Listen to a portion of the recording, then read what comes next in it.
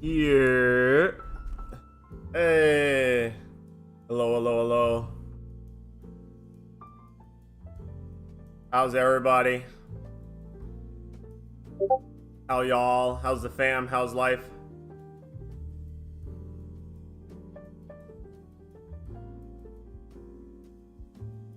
Let me get it, yeah! Oh God. Yeah. Thanks so much for the sub, Candy. Me when ads interrupt podcast. Hey, how's it going? Thank you, thank you. I was just away over the weekend.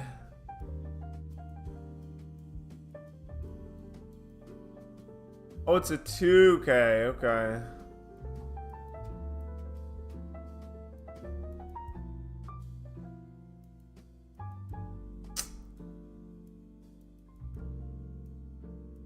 The fact that there's no way really...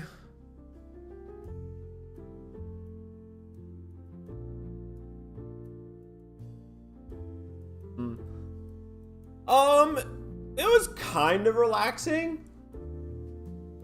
Yeah, it was mostly just chill, but we went on like a really, really big hike. And so it was like a big hike by Lake George. And it was nice. It just really was good to get some like real exercise in, like really, really walk, you know? We were hiking for like 3, almost 4 hours, so it was good stuff.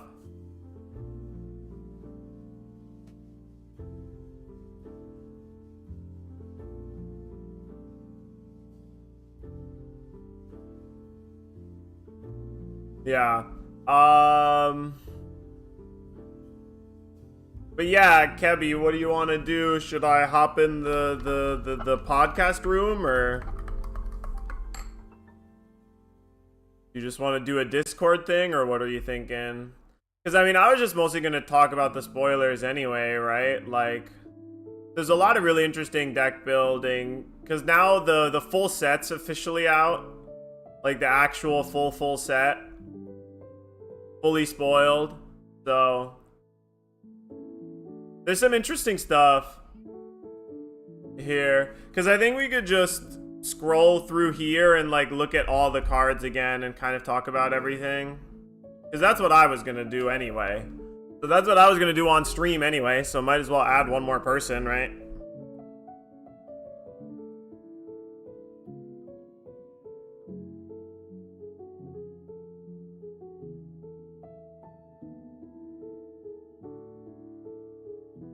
Good morning, Decker. How you doing?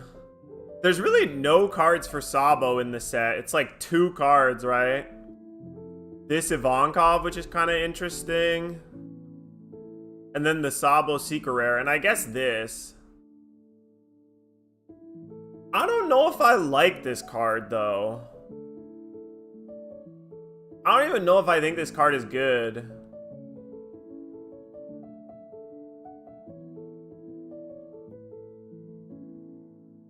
What's up, Mikey?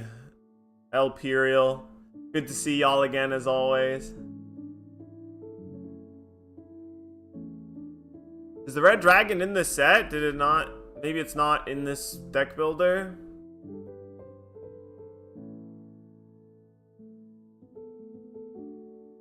I feel like I forget. I guess it's not everything that he has, huh? But it's most stuff.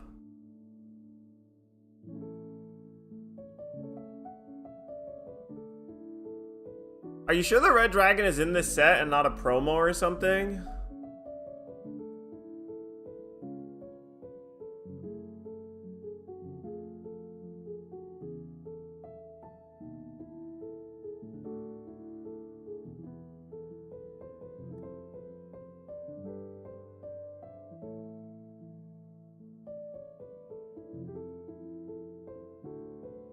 Only promo that they showed was Roger. There's this weird thing.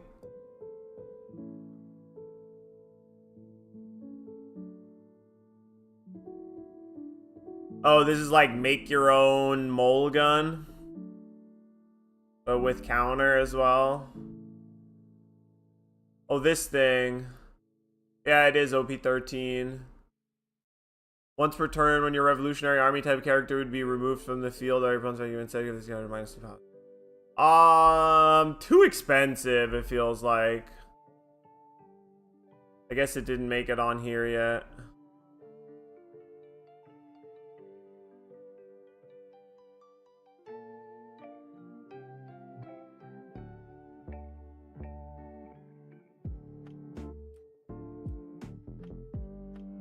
Nice that they have all the regular arts for the 5 elders.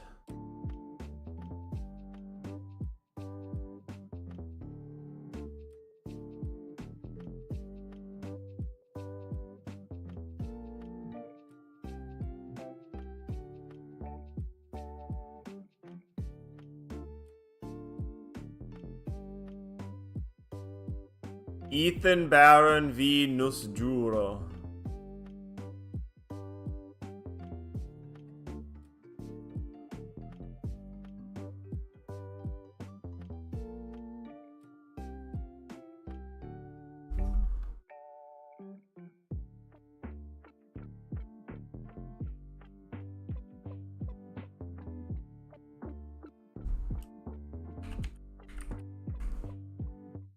Oh, here. I'll have to see if I can,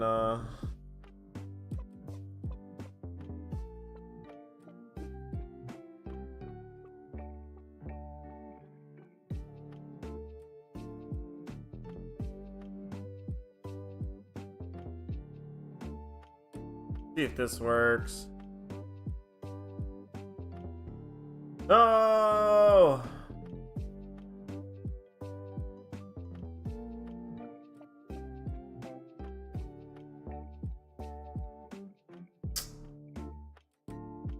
Man, I might have to like restart the stream for a sec. I don't wanna fuck.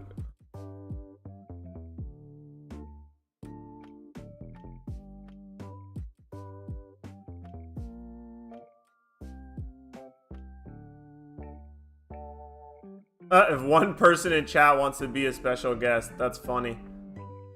Okay, I guess I will just do this really quick. I'll see if I can,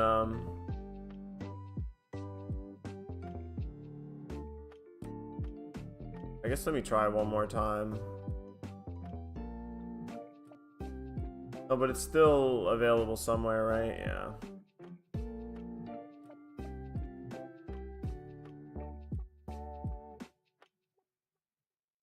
Okay.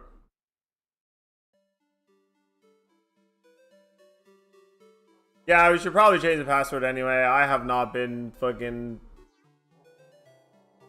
I don't know. I feel like I'm not famous enough for people to care. I'm not famous enough to have weird stalkers yet, but we'll see.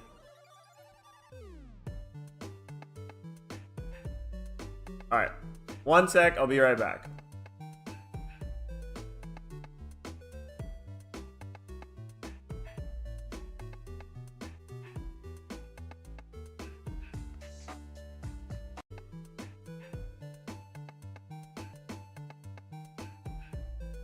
We're back, I think. I hope. Hello?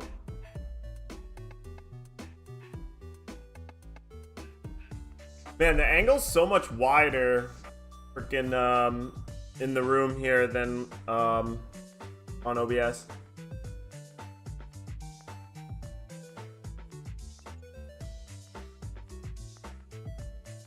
Yeah. This is nice because it has like pulls up a really big image and it has like the translations on the card. This is a really interesting card too, the Hiyori.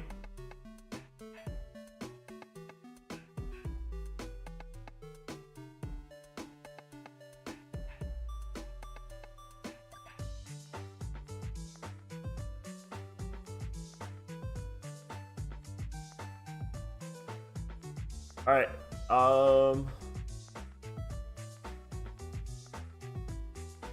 I mean, Kebby, you coming or what's up?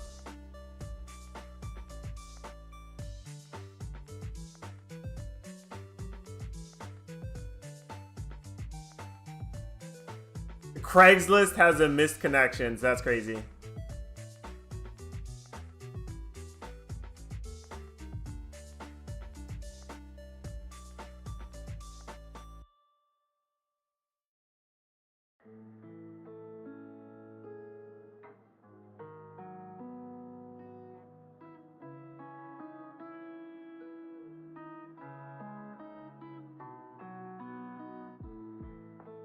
Yeah, what's up, Denu? I mean, it's just, I'm an American, so vacation's only 2 days, but it wasn't really a full vacation. It was just a nice little weekend.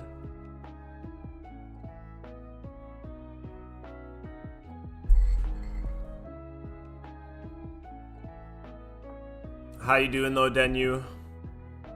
Oh, I gotta change my speakers thing, probably. I'm probably not on the right speakers. That's probably why I can't hear you. Hello?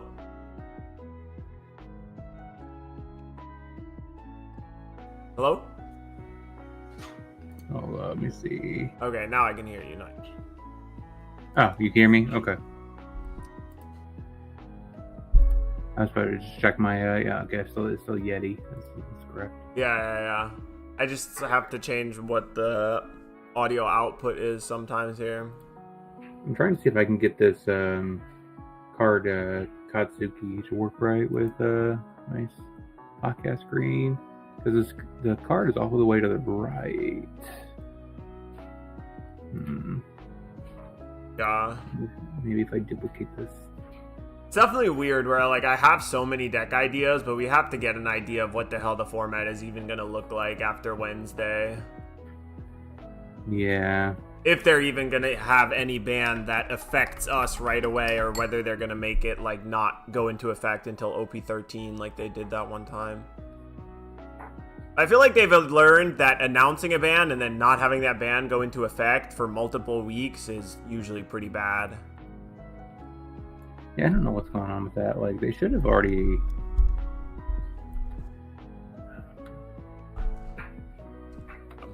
An announcement for an announcement was pretty fucked up.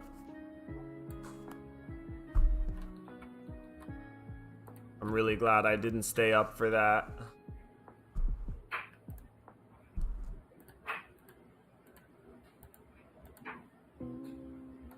I did change a little something on the Rosinante deck.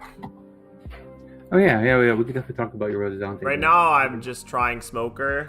I'm still not 100% sure. I have been liking Smoker, not gonna lie. But it could be there's a better card. If everybody thinks that Nami is like really gonna start being a thing again, then you can just play what's the name of it? Gion? I was actually tempted to start playing more Gions anyway. Oh, I took out Weevil. No more Weevil.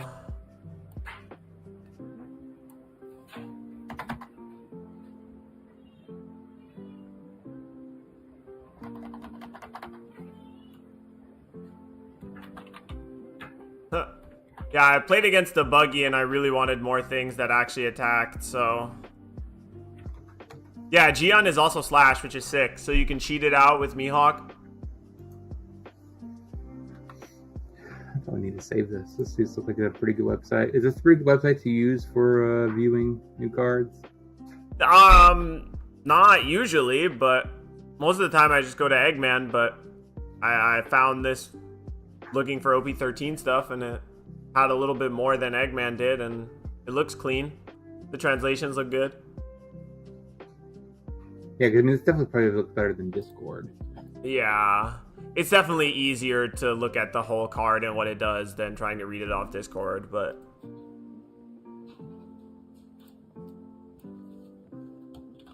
I don't know if I'm going to use it as an actual deck builder that often. I gotta try it out. How do you guys look? Is a good website? Builder, but good to know. I'm thinking more of just for podcasts. Like this is looks like it might be fine. Yeah, for sure. Just to it show doesn't the have card. all of the new cards, but it has some of the important ones to talk about.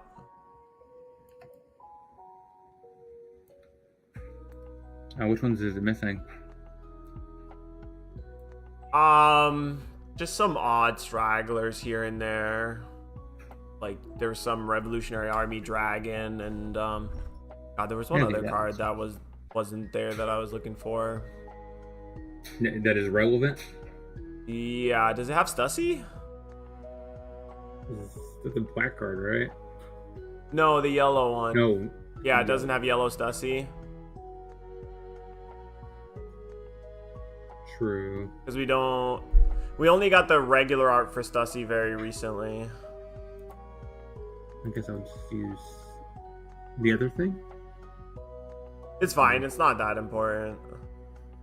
I think it has the main ones, right? I want to talk about.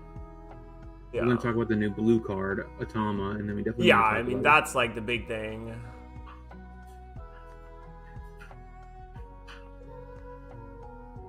And then we have some homies to talk about. Yeah, that is the spoiler that has changed everything. Yeah, because people are wondering, should Kabaji even be banned now? So people are wondering, like, I don't know. I think it's enough of a nerf still from Kabaji, but I mean, Kabaji requires another card that's kind of a whiff. Yeah, it requires another card. They both require some setup, right? You either have to go to 3 life. Yeah, this still kind of fits on here too, so it's fine too. Basically, I'm seeing from this part over. So this is okay. Does it look any better if you zoom in a bit? Oh, am I still zoomed out? No, I mean on the Top Decks website. It's just unfortunate that on Top Decks there's like so much white on the left and the right, you know what I mean? That's the thing that's unfortunate. Yeah, okay, that works. You could zoom in a little bit. Yeah, that right there works. And is this zoomed into? Okay. Yeah, I mean, it doesn't make that much of a difference because the big card is going to be the same size on the right, and we'll just have to hover, but... Yeah. I'm just like, it doesn't matter. Okay. Yeah. All right. Let's go ahead and start. You can go ahead and you want to do the intro? Sure. What number are we on?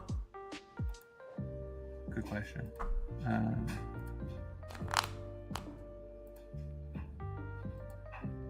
Like I said, the goal is I'm going to try to get this thing edited right away and put it up. Yeah.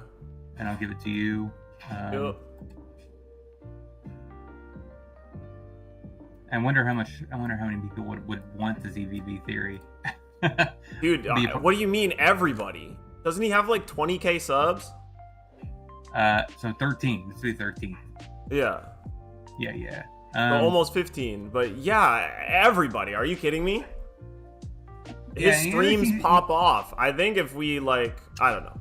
I think if you could actually get VV Theory on a podcast, we'd probably get like 1,000 views per podcast pretty easily. Maybe not 1,000, but definitely way more than we're getting. probably more than 1,000. Yeah. People really like VV Theory. 20. And he's been incredibly consistent for the past year and a half plus. Yeah, and he always seems pretty chill. So. Yeah. I mean, he used to be a school teacher, so super chill. Teachers are some of my favorite people. All right, what are we on? You said 12?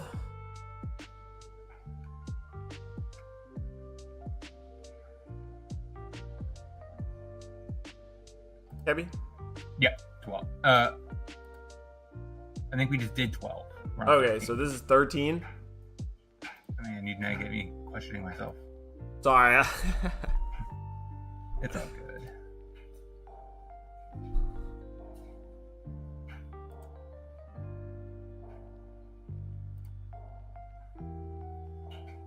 My squirrel brain.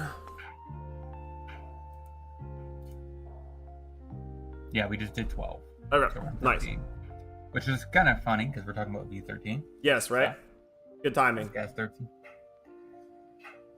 All right, let me switch to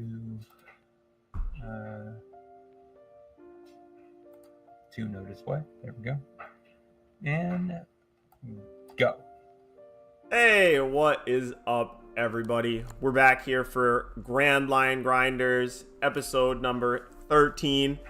And it's kind of going to be the OP13 episode, so it lines up quite nice, especially since everybody got hard trolled last weekend, waiting up until some people stayed up until 5 or 6 a.m., hoping they'd get the ban announcement after the tournament.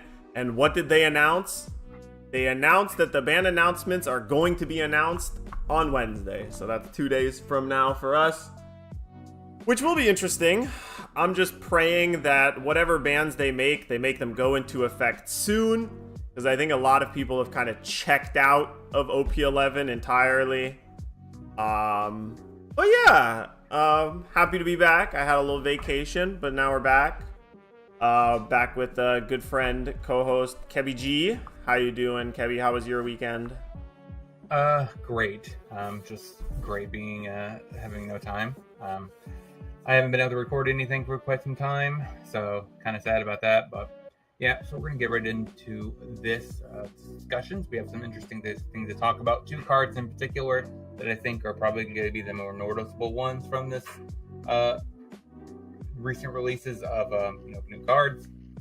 We have a little bit of a meta talk, and then of course that's about it.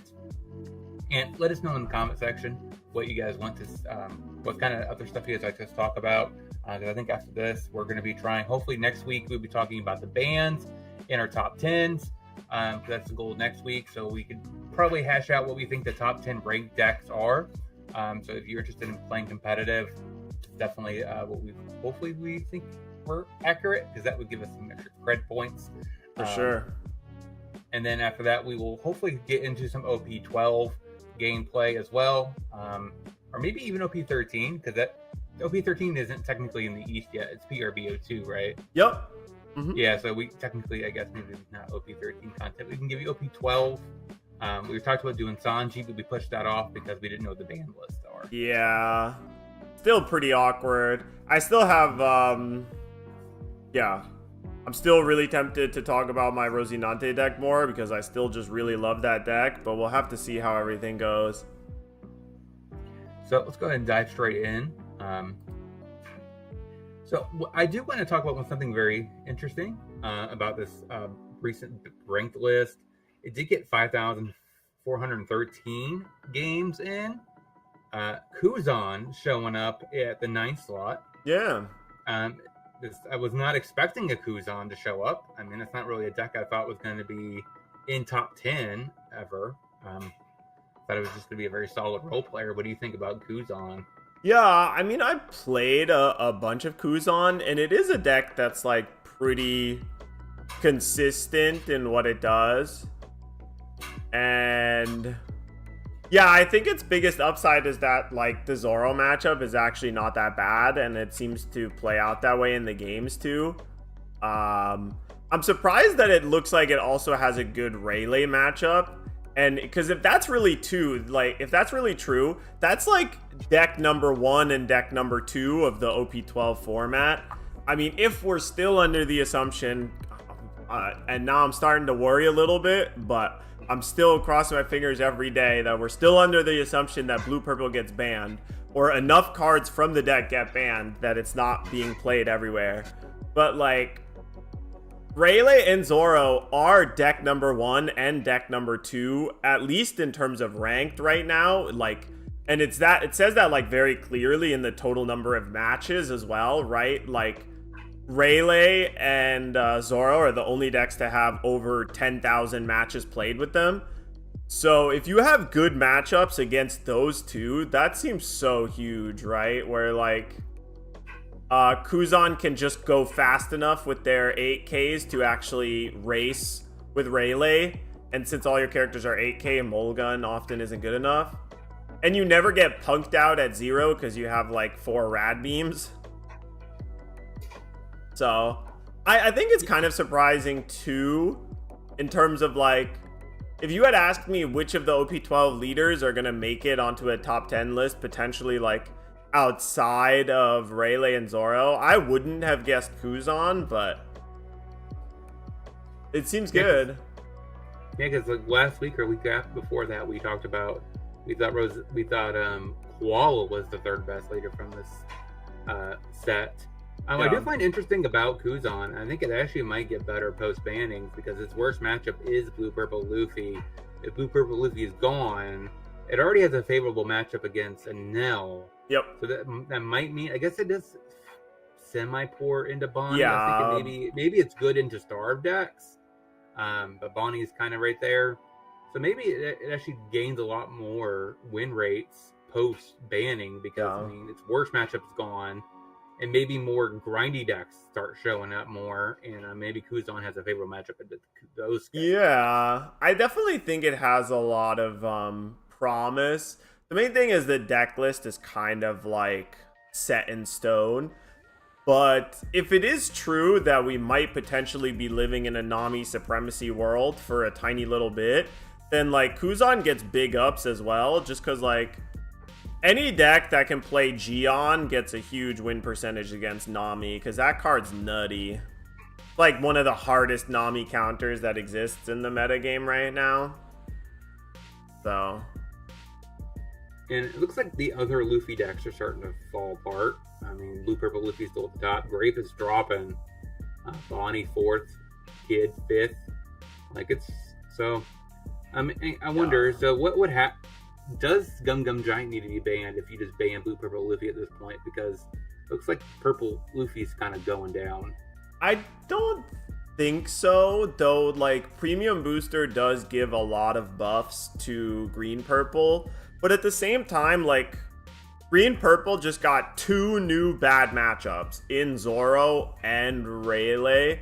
Like I don't think either of those matchups are good for you consistently enough. Like Premium Booster helps a little bit because you get a blocker that can't be rested.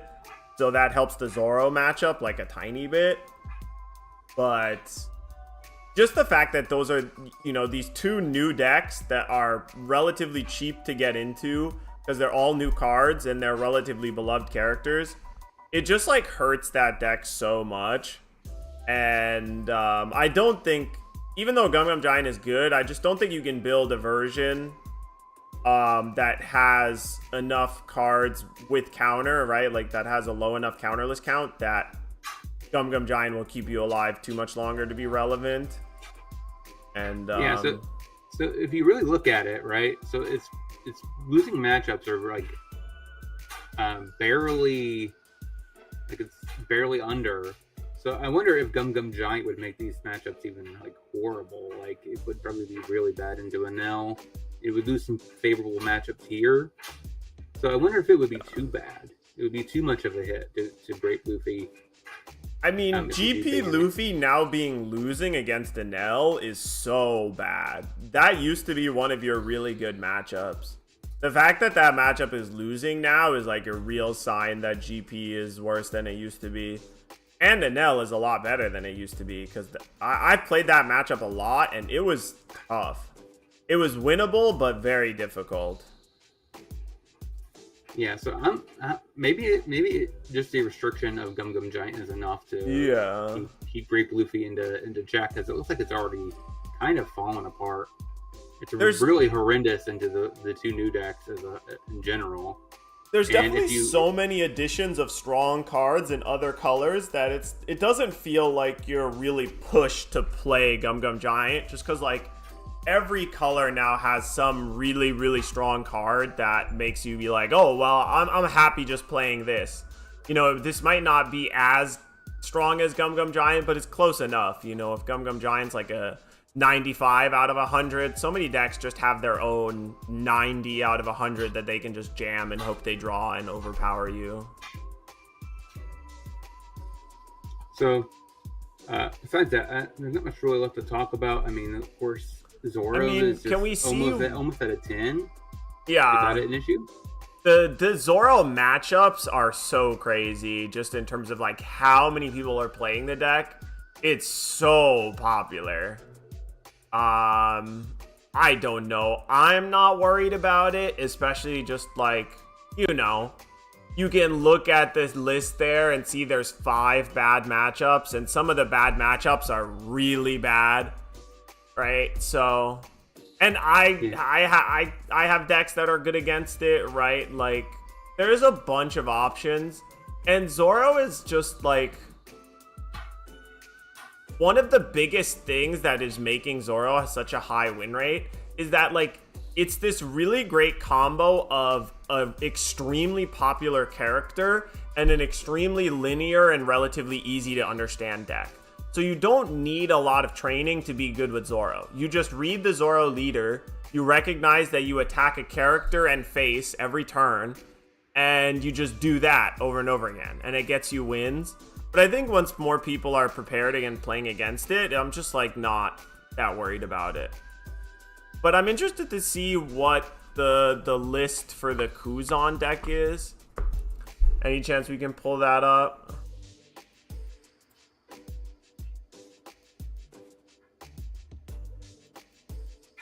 So they are playing the 5/7 vanilla. Yeah, Virgo 3 copies. Yeah. Only 3 copies of Kuzan, 6 drop, and 3 copies of. Yeah. 3 copies of Aramaki. 3 Aramaki is pretty interesting, but outside of that, Yeah. pretty normal. But it seems like the 5/7 Virgo is getting more popular. I've It been seems like you were correct originally. yeah. Cypher is the better. No, they're playing to share both of them. Yeah. The So, I mean, one other option is Gion. I was playing Gion over one of these, right? Just because, like, I wanted the extra hate against Gum Gum Giant and Dead Man's Game and whatever Nami deck. yeah, especially if Nami becomes a big thing post OP13, it might literally require you to play Gion. So I would definitely pick up Gions if you don't have them. Just there's a nice, like Pudding. It's a nice medical type tech card. Yeah. There's been some pricing spikes because of the new sets finally coming out soon. Like, some Rayleigh cards have been spiking in price and other stuff like that. Yeah, this looks pretty decent. Like, it has a pretty solid curve. It's not that many 1-drops, but Yeah. decent number of 3s to 4s. This deck 5. if this deck is more than like $60, $70, it would be very surprising to me. So that's like another huge upside of, like, you can get this whole deck for dollars and cents, right? Like, it's dirt cheap. Yeah, and imagine one of the more expensive cards right here is getting reprinted in PRBO2. So this is fall down and zone. it's like, as a quote-unquote expensive card, it's like $5 or whatever, right? It's like $3.50. Yeah, so Yeah, so like it'll probably drop down to $1 or $2. So this will probably make it even a little bit more cheaper. Knock off like $5 off your price tag. yeah. Pretty not too bad. Like there's a lot of rares, so there's not a lot of Exactly. So these You two are only the only need ones. 6 or 7 super rares and no secrets. So Mhm. and no cards And from Extra Booster, which is really big. And Aramaki is pretty cheap as is Yeah. because nobody plays it. So you can pick this up for 15-30 cents. So yeah, it's a pretty sweet deck. Yeah, I'm happy that, like, people are playing Blue Purple S, and, like, as a whole, looking back on the OP11 format, it's kind of sad because it really was kind of a good format overall. Like, there was a lot of interesting stuff to do in OP11, but so much of it was, like, poisoned for me personally, and I think for some other people too, by Blue Purple, right? Like, if you played in a tournament and you never played against Blue Purple, you would think that this format is great. But if you played in a tournament and you played against Blue Purple like more than 2 or 3 times, you just like hate life. And that was just so tragic. So I'm still really hoping they do something about it. And this new format looks really exciting. I like that it does feel like there's a even mix of colors now, right? Like, Kuzan popping on the list really does mean that, like, every color is represented now, right?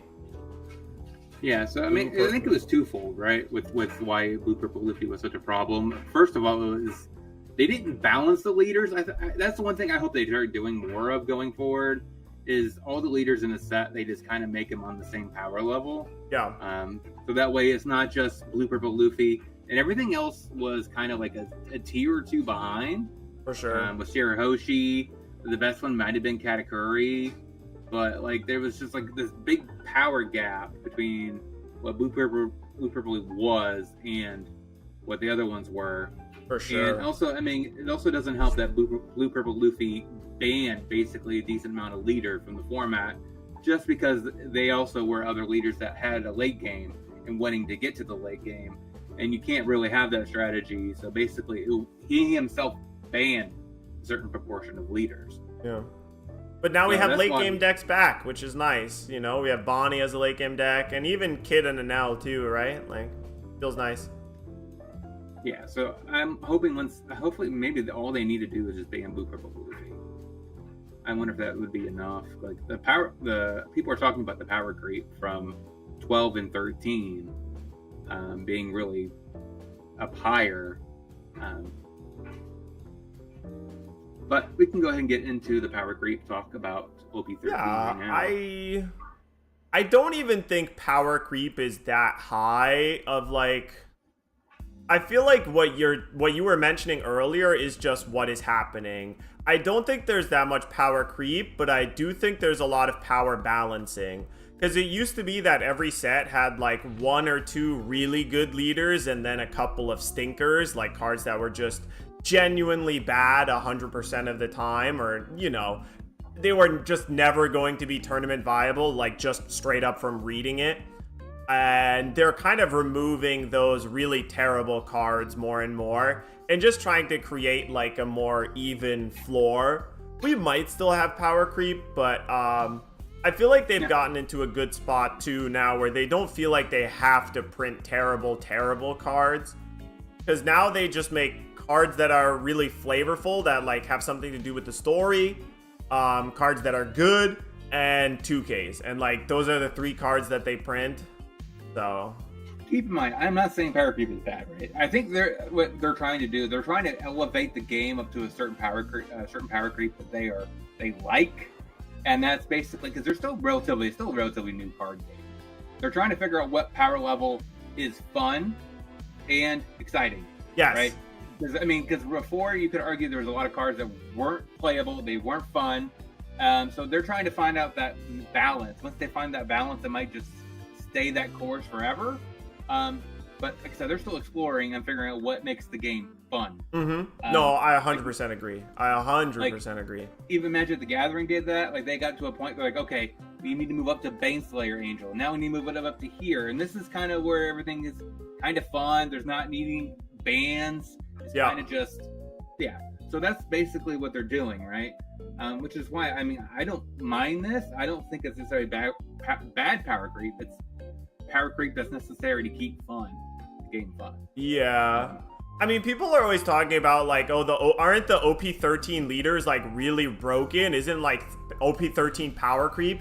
And I'm like, no, I don't think so. I think several of the OP13 leaders are worse than OP01 Law, right? Like, that's always the card that I think about way back in the day. Because way back in the day, the OP01 Law leader ability was just so much more broken than what every other deck was doing as their leader ability for the most part. Like, you know, paying 2 to put down a 5 cost and all you have to do is pick up a 1. Like, that is something that is both powerful and fun. And it was like very obvious that this is like going to be a tournament viable deck no matter what, unless it gets hated out of the metagame, which it like kind of is now.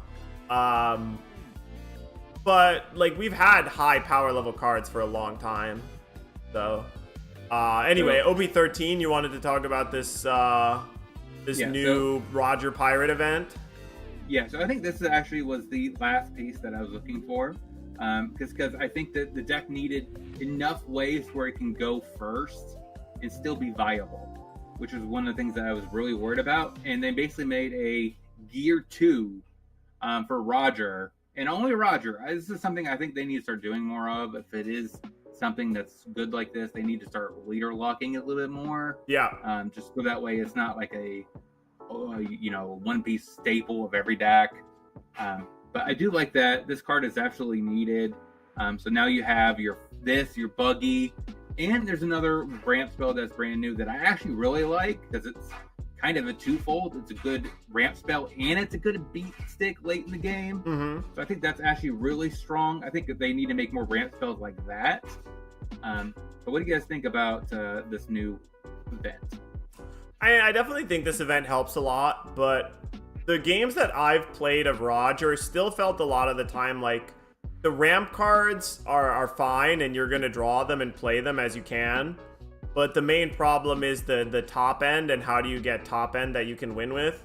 I think the biggest thing that they haven't solved with Roger is there's still currently no way in the Gold Roger deck to ensure that you have a 10-drop Roger and then you can play another 10-drop the next turn. Because any effect that would give you Arrested Dawn gets turned off by the 10-drop Roger, unless you're playing like the Oro Jackson stage, you know? And they find a way to kill one of your characters. So like this is the only way to go from 10-drop to another 10-drop. Because like the 10-drop Roger is good, and it like definitely buys you one turn, but most of the time people will just fill their board with stuff and then pass to you, and then you're on 9 Dawn and can't play another 10-drop, so you have to have like pressure on them either right then and there, or they'll just swarm you and kill you before you can play another 10-drop Roger. But that wouldn't work though. What? Because this would get it's Dawn -3. So you would go down to 7. This brings you back to 8. And one of those would have to go to the leader. So you couldn't play another 10-drop. No, your leader effect gets turned off by the 10-drop as well. Right. You're right, that's true. So there's no more attached on. So they would have to KO one of your characters with an effect, but like that's not necessarily going to happen by the time you just played a 10-drop. So that seems like the big problem for the Gold Roger deck to me for right now, but we'll have to see how it actually plays out more. And I do think the flexible ramp plus counterspell is really nice. So, question: we've had on the podcast before. We talked about where we like to see stages design go. Mm-hmm. What do you guys think? What do you think about this kind of template where it basically says if your character with this type would be removed from field, do an effect? I think it's a slightly better stage than some of the other ones, right? Like, I feel like we all kind of agreed that these, like, discard a card, look at the top 3 every turn stages are, like, usually a little too good. And probably not the direction you want to have stages in. But I think this still fits in the pocket of, like, it's a decent stage, but it's going to be a dead card often enough that you probably can't ever afford it to put it into your deck in a game without a sideboard. So, but my question was more of what do you think if it would have been okay if you're a character with your type of Blackbeard would be removed from the field. Look top 3, put one in Blackbeard card in your hand, put the rest of them in the trash. That type of thing would be nice, but I still think, like I said, it's like a perfect sideboard card, but most of the time you just can't afford putting a counterless card that might do nothing in like half of your matchups into your deck. Yeah, I understand. I was just asking, like, is that a better design for stages? Yeah, a little bit, but it's still like, it still has the issue of like, you can design a card that is meant for the sideboard in Magic the Gathering, but you can't really do too much quote-unquote sideboard design here. You'd have to do more of these like modal type spells or whatever, right? Like if they made a stage like this and then also said, you know, you may discard this card from your hand for plus 1k counter, then I think we're cooking here, right? Like if they gave some stages counter maybe, like leader locked counter maybe or something like that, but that feels like the big issue. Okay. We talked about this thing already. So that was discussed. And Doug Bullock was the one I was talking about. I think this is the perfect template for a ramp piece.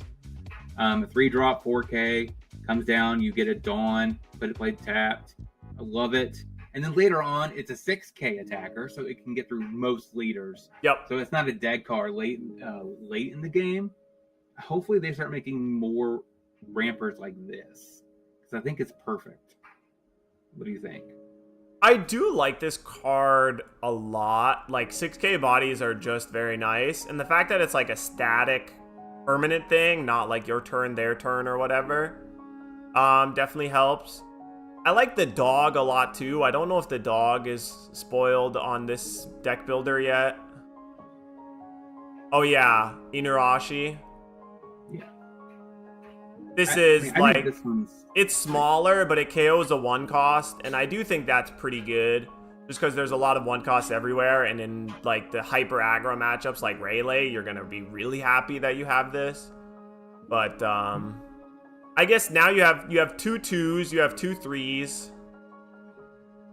Yeah. Right? That's what I was more talking about, yes. Yeah. Having 2 2s and 2 3s, sets of 3s means that your ramp package is determined. Now, the top end and mid range, you could do anything you want with, which is pretty nice. You can go to this Roger if you want, which just means you're more all in on Roger. Pirates, you can go down another path where you could just be playing 9-drop Luffy and stuff like that, and just make it a different kind of top end. Yeah. I still think that in general, people are extremely overvaluing 7k leader.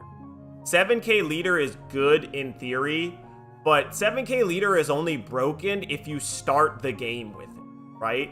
That's when 7k leader is broken. 7k leader on your 8 Dawn or 10 Dawn turn is like just fine. It's fine. It's fair. It's balanced. There's a bunch of decks that have different ways of getting to 6 or 7k leader, but you can still absolutely die at 7k leader, like very easily. It'll happen to you all the time. So,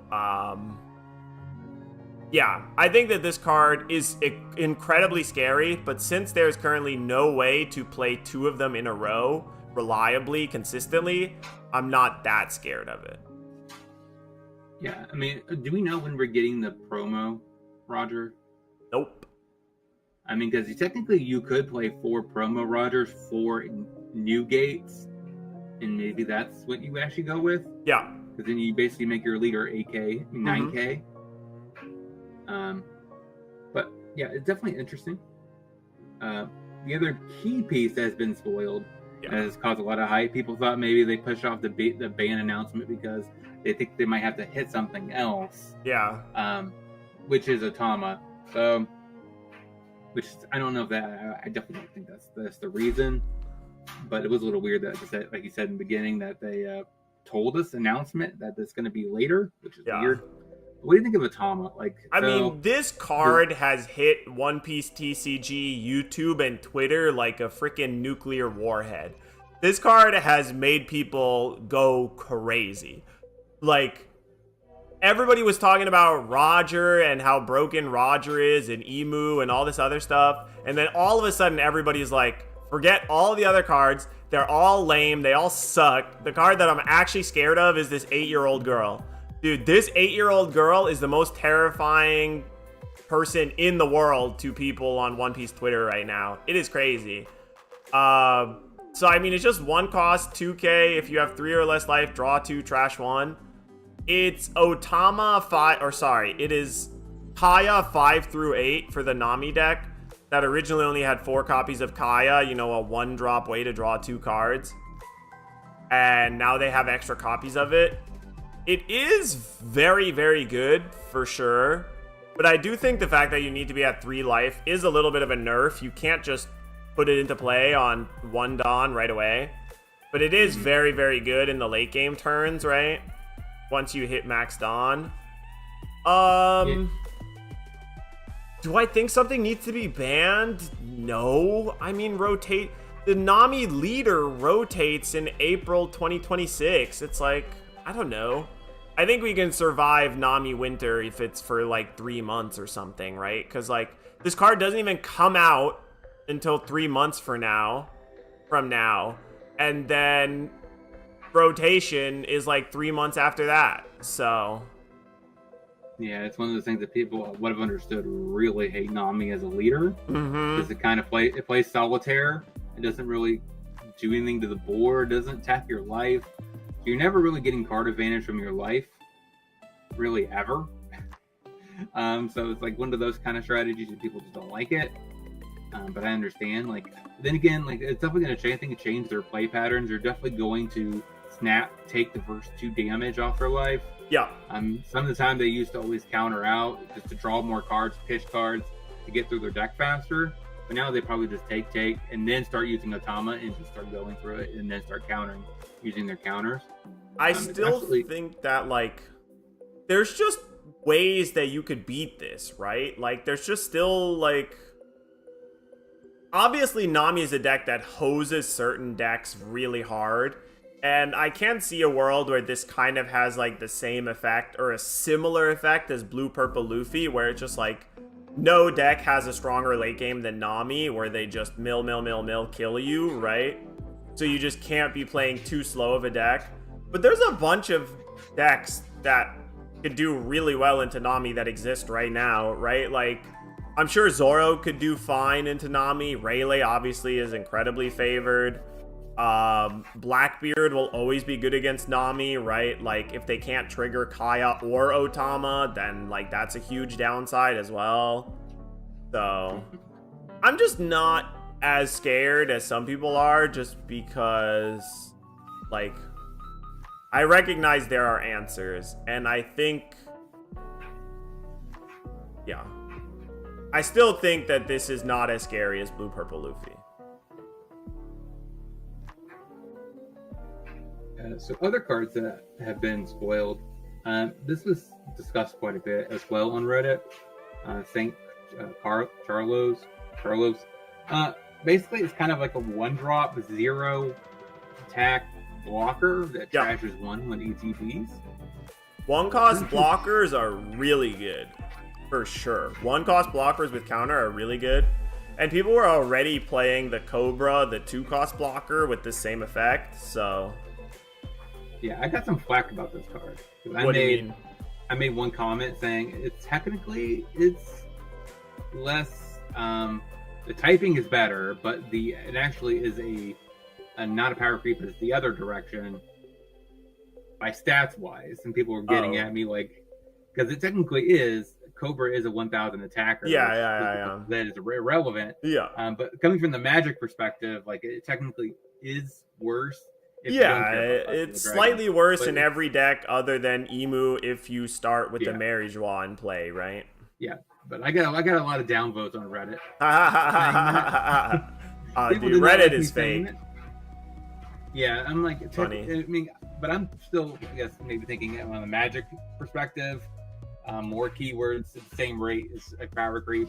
You take away, but the typing helps it a lot for sure, but I wouldn't say it's power creep.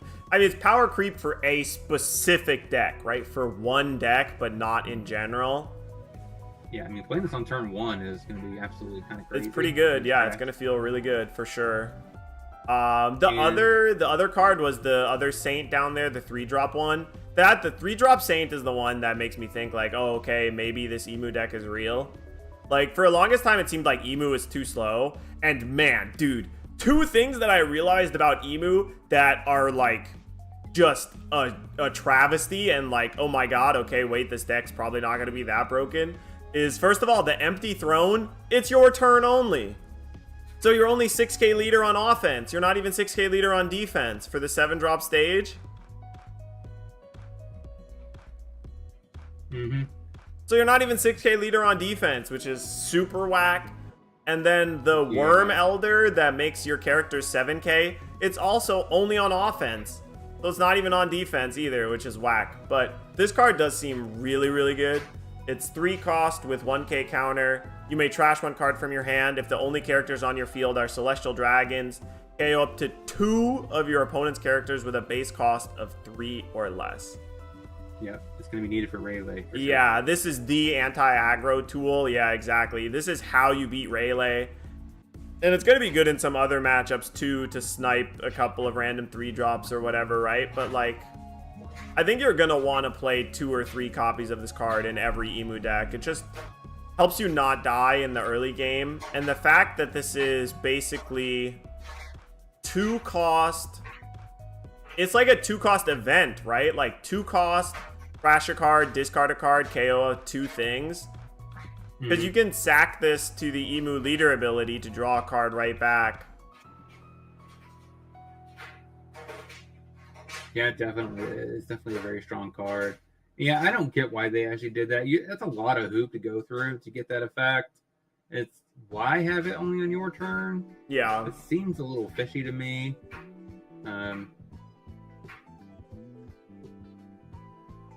But the other card we didn't talk about last time was the Rusher, just because. Yeah, it's the bald guy. Yeah. So if you have 7 or more in your trash, this can be removed and gains Rush. I do kind of wish they had it to where these guys gave all Celestial Dragons or 5 Elders those abilities, but maybe that's just too good. Yeah. But when attacking, if you have 10 or less cards, turn one of your opponent's characters minus 2,000, so it's kind of like a buffed up Karasu. Yeah. But it can't hit leaders. Yeah. It's just a nice little thing that helps you clear board sometimes, hopefully. But, like, definitely all of the 5 Elders are very underwhelming in terms of stats-wise. Because it's like they're all assuming that you're going to either have... You're going to have one of the stages in play, right? Either these are going to cost 1 less or you're going to put it out for 3. But even as a 5 cost, this card's just, like, fine, right? 5/5 rush when attacking, give something -2. Like, fine? Yeah. But it's one of the more underwhelming ones, right? Like, you'll need it for board clear to help you not die in the early game, but a lot of the other ones feel better stats-wise. Yeah, it's kind of like a worse version of the guy from Vinsmoke. Because he also minus. Oh, 2. yes. Yeah, the red guy, Ichiji. Purple guy. Yeah. Ichiji, yeah, you're right. Yeah. So, check the 7 drop really quick and double check for me that it's also only your turn. Yeah. Your turn, if you have 10 or more cards in your trash, your 5 Elders, base power becomes 7k. That's so brutal. Yeah, it's kind of bad. They're not even 7k on defense. Whack. Yeah, it's not. There's definitely a huge miss there. Yeah, with 10 cards in the trash, it feels like. Oh, but this koala, I've been meaning to ask people. I don't know if anybody in the chat likes this card, but I read this card and I was like, I don't know if this card's good enough. It's a 5/6. If your leader's Revolutionary Army gains +3 cost, you may place 1 card from your trash on the bottom of your deck. Give 1 Rested Dawn to your leader. Oh, I thought this had blocker. It doesn't either. Yeah, I don't know. Doesn't seem good enough to me.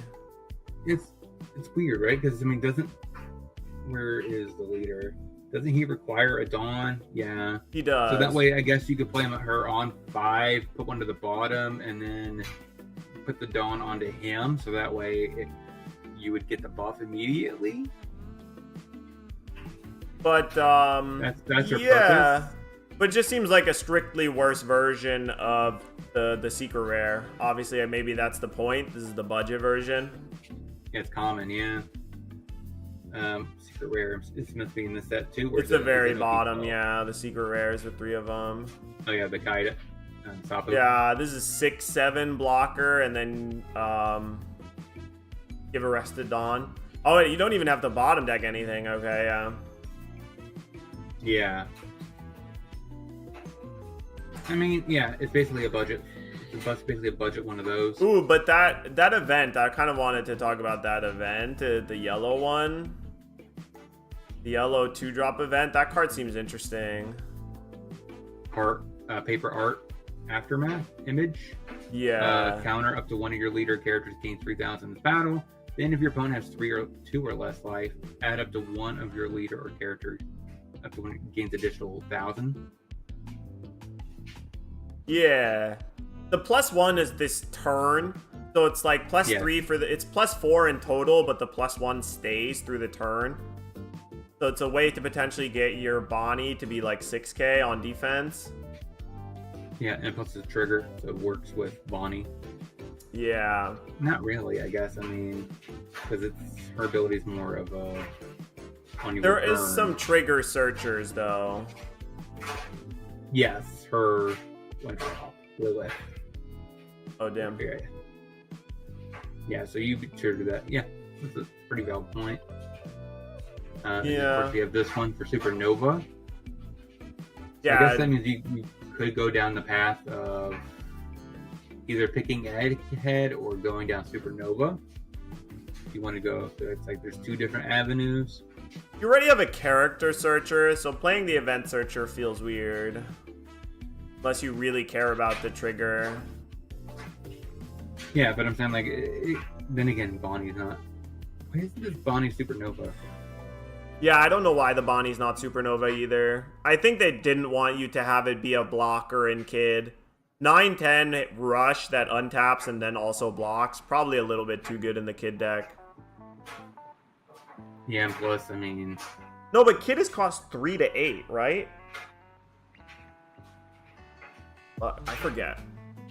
yeah, plus it'd be kind of nice with Capone. Just protecting this thing nonstop, putting it back on top of your life. Then next turn you just play her again and taking to snipe another life off of him. This card is, I think, one of the most broken cards in the set for sure. Like, this card is insane Nutter Butters, man. This is another card where it's like, dude, are you scared about Nami while this card exists? This card should, like, poo-poo on Nami. Yeah, and You just hold back, and then you play 9-drop Bonnie into 9-drop Bonnie and put them to 0. Like I said, I like the fact that it is leader lock, so it's not like a card that goes straight into a nil. Yeah. Yeah, so Yeah. it's nice that you know, they kind of like divvy out the best cards from. Yeah, I think they have leader locked the correct amount of cards this set. Like, certain cards that are really busted are leader locked, but then they did also make some good generic threats, which is nice. Okay, so I'm trying to see if there's anything else. Or we maybe shift to this one if there's something that's not on here. I wanted to talk a little bit about some of the film package cards, just like, because I've been wondering whether or not Uta might make a comeback, because there's a surprising amount of film cards, right? There's film Uta, the Kobe is film, the Sanji is film, and then there's film Law, and film Shanks, and film, and the film Zoro. The Law especially is the card that I think is like might be really good for Uta or other film decks. Then you have like this budget Beppo, which is, I don't even think is that bad either. It's a 5/7. Yeah, it has no counter, but it's a common. But like the untapped character end of turn is very, very annoying for sure. Honestly, I think these might be the cards you might want to be targeting in your draft or your release. Yeah. Just being able to play something and immediately untap your Dawn to hold up events. Maybe you just absolutely cracked it at your pre-release. For sure. But yeah, Green has definitely gotten a lot of untapping your Dawns in this set. Yeah, this card, it seems like a little low stats-wise, but the Law seems like it could be good enough, right? Where, like, return one character to your hand, play up to one character with a cost of 5 or less. Obviously, you want to bounce a Searcher of some kind, but this is also a Supernova. So there's a bunch of really interesting combos that you could do with this deck, with this card, where you, like, bounce a Searcher. And a 6 that plays a 5 seems really good.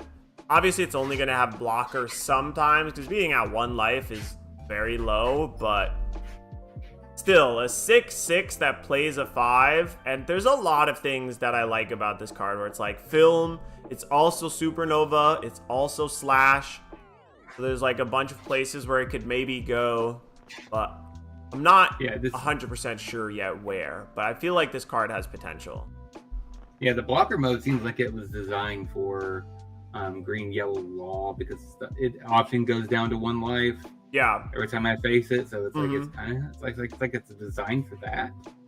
Yeah, it's a 6 cost was a little awkward, but still, like, picking up a Searcher and putting down a blocker Law or a Cavendish or anything like that seems really good, because it's any cost 5 or less, right? It doesn't care about the typing or anything. Yeah. So what? Kobe is I think the newest one. Yeah. Spoiled. If your leader has film, type, or the set up to 1 Dawn is active. Yeah, this is So a it's not- common one. I thought it was end of turn, but realizing now that it's on play, it's a little worse. Yeah, because it's not a repeatable thing like Beppo. But I mean, it has blocker, so it has that, Yeah. and it has counter as one less attack. So I mean, is it Yeah. really that much worse than Beppo? Like, It has some upsides for sure. and on play is Shanks. I guess it's just unfortunate that there's still no green film searcher that's a character. There's just the event. They don't actually have a green one-drop film searcher yet. That's the biggest downside right now. To not have one. Yeah. The And Uta it's- seems really good though, especially in the green film Uta deck. Like, that's the perfect type of card. You have like on play. aggressive on play to untapped on for your leader, but then also gives you extra removal protection as well, right? When it dies, you get to play something bigger potentially down. Like, imagine if this dies and you just put out a 5/7 Sanji for free. Like, that seems really good. Yeah. So like basically, and it's definitely a card that punishes you for the other card in the set, right? Ace, isn't it Ace? Yeah, the one that If bounces. if they play Ace, bouncing your Uda, and you get to replay Uda. Yeah, it just doesn't do much. The Ace is really a weird card the more that I think about it. The bounce effect is so odd. Yeah. But yeah, I like Uda. So like, basically, if you were on 6 and you play this for 4, untap 2, play another 4. Yeah, yep. Yeah, imagine if you just play 2 of these. Yeah, Uda. Yeah, the Like second one Uda. untaps you 2 Dawn as well, and you get to attack for 7. Yeah, so Uda leave up a 2-drop Yeah. event. So you The could way play- these 3 cards work together of like the Sanji, the Uta, and the Zoro seems really good. That is a little weird that this is a counter, not a... Yeah, that's true. That Game. is weird. It's just counter, shoot something, KO it. It's an I mean, I guess interesting that's card. That's basically an instant. Like instant speed. They Yep. attack with their thing. You basically KO their Yep. 4-drop that is basically attacking. Kind of a Doomblade type thing, yeah. It's pretty interesting.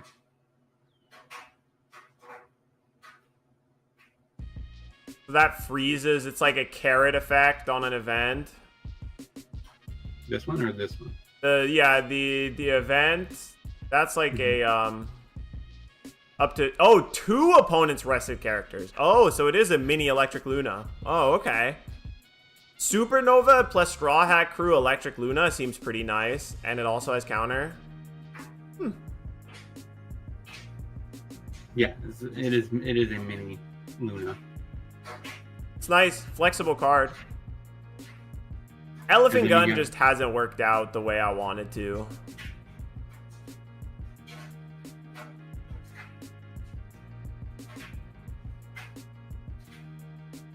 Yeah. The Monkey D. Garp seems interesting. I don't know if we talked about that card. Yeah, so if your leader is Luffy, Sabo, or Ace, look the top 4 cards, put anything that costs 3 or more and put it into your hand. There's definitely a lot of things that you could hit with this. I was trying to think which... There's obviously a lot of Luffy's where you could play this. I don't think they Yeah. need it in the Sabo deck, and it's like even the Ace deck has a bunch of Whitebeard searchers, but it is an Yeah, I interesting think- option. And it was pointed out the fact that, it doesn't really grab your 2-drop ones. Mm-hmm. I think they think it was done on purpose. Yeah, like- so I can't find the little 2-drop children for the yellow decks. Yeah, for Sabo. Yeah. Not what aces of a yellow, blue. Is it just Sabo? Yeah. Luffy is what color? There's a red-green Luffy and the red-purple Luffy. Right? No, it's yellow black. Yeah. That was the Luffy for that one. Yeah, so this would give Sabo too much. If it Maybe. wasn't I mean, not restricted. that Sabo deck is that, like, oppressive or whatever. People were saying that Meteor Fist might start seeing play in Kobe. Because it's Navy. Yeah, and it's a way to kill, like, larger characters since you have a bunch of rush and attacking active characters. But Kobe's characters are mostly pretty small outside of the 8-drop. Even that's only at 8-9, right? So... Yeah, I mean, also if you if they attack in, you technically could reduce something small as a defensive spell, even though it doesn't technically have counter. yeah. The trigger effect as well, yeah. Interesting. But yeah. Oh, I guess the one last card I wanted to talk about for a second, there's like a Hiyori or something, a yellow Hiyori. So when it states cards, does that technically count as the leader? Yeah. So this technically was a trigger plus 3,000 to your each Yep. leader this turn. Yep. Not bad for a common. Yeah, I mean, and it's also a 2K. It's like not searchable, but when it comes off of trigger, it'll be pretty huge for sure. And you want to talk about which card? There's the yellow Hiyori.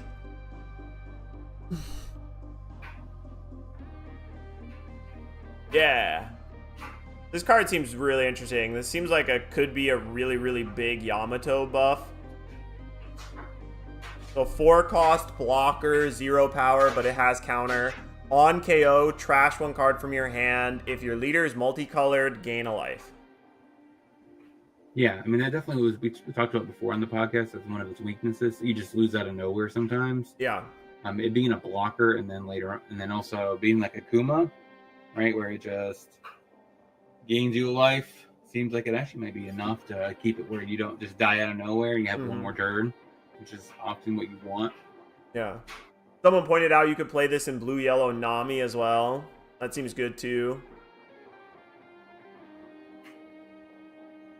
Does it play? Oh yeah, I guess once Wavebeard Pirates starter deck comes out, you could go more of a Lanawana type strategy because they do like what's his face from that starter deck. Yeah. Odin. I like that they're doing more of these, like if your leader is multicolored, so it like locking it to several types of leaders rather than just one specific type. Because this makes you think of like, oh, what multicolored leader could I play this in? And it's like Nami seemed good, Yamato seems obviously good as well. And I like that it's on KO, so even if they like rest the Hiyori, they can't just like clear it easily. They have to like rest it multiple turns in a row if you don't die right away, you know? Because if you'd play Rebecca as a blocker with 0 power, sometimes they just rest it and attack into it with the Searcher, but especially with how many rest effects there are nowadays. Let's see if there's anything else in this before. I thought it was funny that they kind of have these random Boa Hancock. Yeah. Oh, cards. actually, that's one more card. It's in the Cardi Kaizoku one as well. There's a blue Boa Marigold or something. Yeah, this card. This card seems sick. Yeah, 5/4 with counter. It has blocker. And on play, if your leader's Boa Hancock, play up to 1 Boa Hancock with the cost of 6 or less from your hand. Yeah, so all those people out there that were talking about, I'm so sad because, Boa Hancock took a huge hit because they banned Jinbei. Now you have no room to talk now. I mean, this technically cheats down the 6-drop Boa Hancock. So, like, it shouldn't matter. 3, it's a 5-drop, actually. Yeah, so 5 cheating down is another 6. Like, that's such a huge turn. If on your 5-don turn, you play a blocker and a 6/8 on the same turn, like, that's such a huge swing. But these cards also really make me think that OP14 is going to have a blue-yellow Boa Hancock. Because there's a couple of yellow Boa Hancock cards as well. Yeah, as I'm about to ask, you think this is a Hunter in the actual set? So, like, okay, wink, wink, Boa Hancock's coming. Is there any other card in this set that has another, like, a nod to potential leader? Yeah, there's one other like blue Boa Hancock card that also mentions Boa. We scrolled by it further up top. I was talking about a non-Boa Hancock.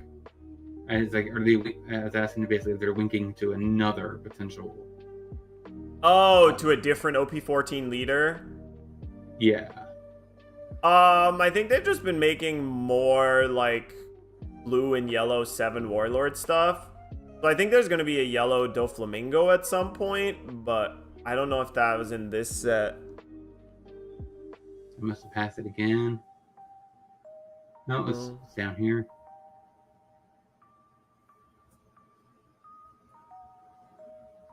Maybe. No, there's not that much in this set, but there's like the 8-drop Doflamingo and OP12 and all that stuff. Maybe the yellow one's not on here. Yeah. Wait, what does that Momo do? The stamp, or No, the Kazuki Momonosuke. with all your life cards and put them in any order. Oh, okay, that card sucks. Okay, never mind. Yeah, I mean, one thing if it had blocker. Then you're like, okay, I'll put this down, block with it, and then basically sort my stuff.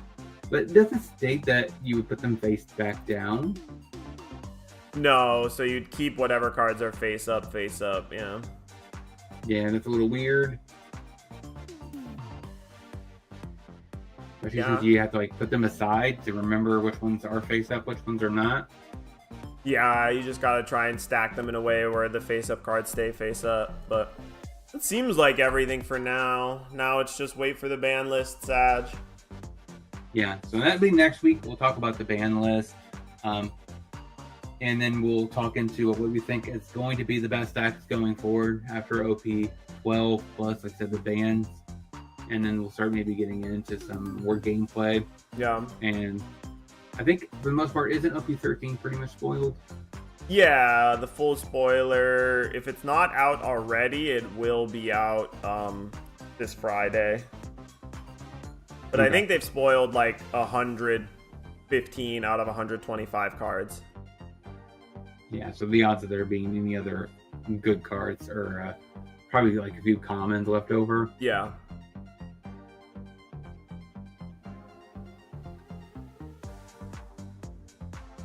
Yeah, there's just been a bunch of odd like choices, like the film stuff, you know, the green film stuff. There's a bunch of yellow Wano stuff. There's blue Boa stuff. So there's a bunch of random things that got thrown in here. I don't remember. Is he technically film? No. No. That's what surprised me too. The Luffy is not film, but all of the cards that they're printing for it are film cards. Are they hinting there's going to be another Udo? Maybe. There might be another film leader of some kind. Coming in no, but 14 is supposed to be all 7 Warlord themed. Yeah. But it's not all of them. There's probably going to be some other stuff too, you know. It might be the same thing where there's like 4 7 Warlord leaders and 2 other stuff. Yeah.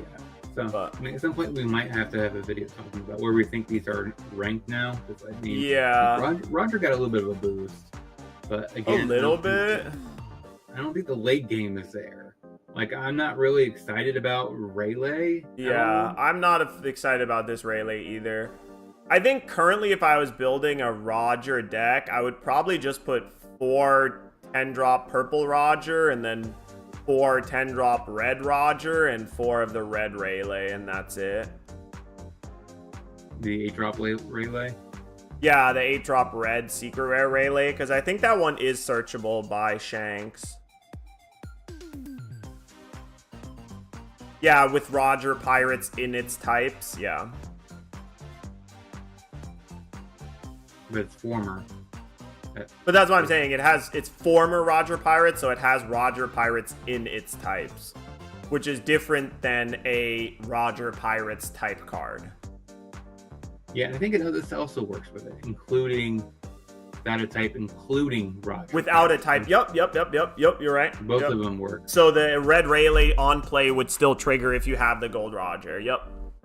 Yeah, so I think that would be the saving grace for this card. Like, the red Rayleigh is a very good addition. Yeah, and it'll help you stay alive, hopefully, long enough. Yeah, I think that's definitely better than this relay. Like this seems like Yeah. a good version of it. I mean, at this point, do you really even care about the dawn? Like adding a dawn to your No, eight this drop? card's really only good if you draw it exactly on your 9 Dawn turn to play it, put yourself to 10, and then, you know, attack 9k, 7k. But after that, it seems pretty terrible. And 5 or less is super awkward too, with how many 6-cost blockers are running around now. Yeah, so I'm not really a fan of this card. After testing a little bit, I ended up cutting it immediately. The card that actually felt really good was Goblin. Yeah. Mm-hmm. Just dropping down, draw 2, trash 1. Yeah. And ramping is kind of crazy. Plus, it's a reasonable sized body. It definitely... Like It definitely seems like your ramp cards are going to be like, you'll play 20 ramp cards probably, right? Like, you'll have 4 buggy, 4 of the ramp event, 4 bullet, 4 copies of the dog, Inuarashi, and then Gabon. You could play Odin as well, I guess. I guess the question, maybe you don't play bullet and the dog, but like... I guess you have to figure out which one you'll play 2 of. Yeah, so it's like, are you playing Odin or are you playing Crocus? I think you're definitely playing Odin. You're definitely playing Odin. Crocus kind of sucks. The question is Bullet or Inuarashi or both. Because I don't know if you need like 24 ramp cards, right? It feels like 20 might be enough, but... Yeah, 24 would be a little bit much. Honestly, I like Bullet more than Inuarashi, because I mean, then again, this gets rid of a Searcher, but yeah. But the Bullet attacks. It doesn't attack right away, but it does have a significantly higher power, right? It's 3,000 extra power. They have the same amount of counter. Yeah. So this one, maybe it's just 2 Inuarashi, like 2 Inuarashi, and then you have 22 ramp cards.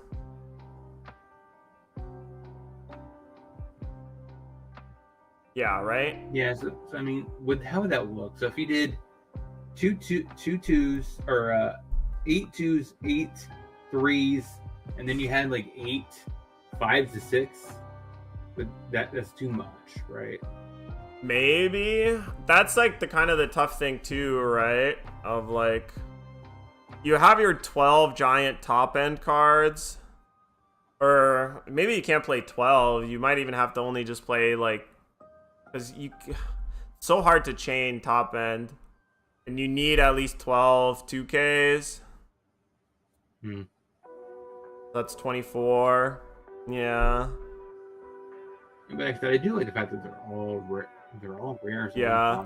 I guess there's like a 4-up free slot that you could figure out exactly. Because actually, how about the last thing before we end, maybe just try like throwing together some basic Roger deck, like what it would look like. Oh, it's the 4 Searcher. So I think 4 Searcher, 4 Bullet, 4 Odin. Yep, 4 Buggy. Yep, 2 copies of the Inuarashi and 4 Gabon, yeah.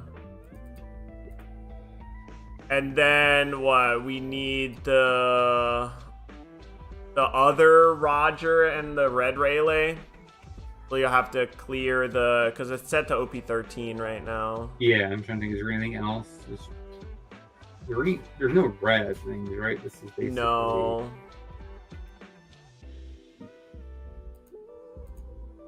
Alright, that was OP. You could just I have to search.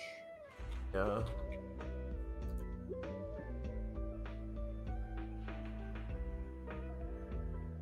Yeah, so when this comes out, that'll definitely make the cut. Yeah, but we have no idea when it'll even come out in Japan, much less so in English. Some people were playing this relay. I'm not sure if it's even worth it. I don't know. Probably not.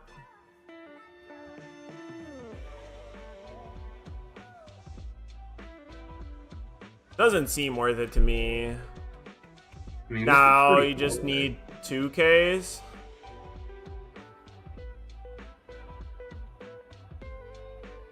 Do we want this one? Like, is it 2K? Former Roger Pirates? Maybe. I mean, I think definitely Usohachi is one of them. Like, Usohachi's just too good not to play.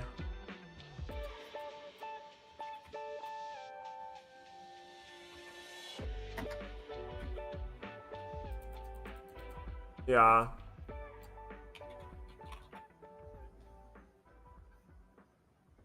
And then, yeah, that's not the worst idea, the 2K Roger Pirates, because there's also the cat. There's a purple one. The That's Neko Roger? Mamushi 2K. Oh, weird that it's not loading. Should be an OP13 card, but this is fine for now, yeah.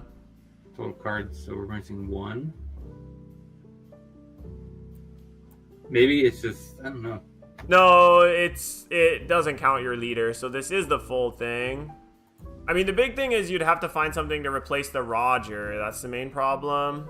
And probably just one more 2K replaces the Roger right now. Is there any 2Ks in here? That's 1. Oh, yeah, it's the Cat Viper. Neko Mamushi. You have 8 or more Dawn. K up to 1 base power 3,000 or less, which is a decent amount of blockers. Yeah, it will KO a good amount of cheap blockers. Alright, so how many of those are you running, though?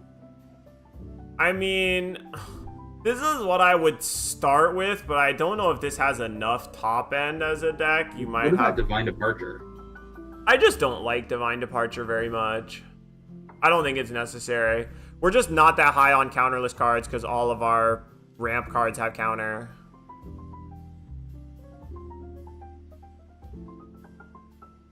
Yeah, I mean, I would just cut the Roger for now just because we have no idea when it's actually going to come out. The 8-drop one.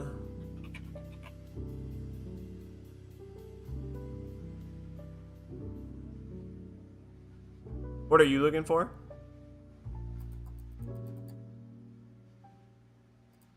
Oh, the new game? Yeah, that's basically what we're replacing. That's what No, we have now. but like the new gate's not just like- so awkward with the 10 drop, and I mean this is 54 cards. I mean, like if you take out the new gate, it is 50 cards. The question is just like, is that enough top end, or do we have to cut some more ramp cards for more top end?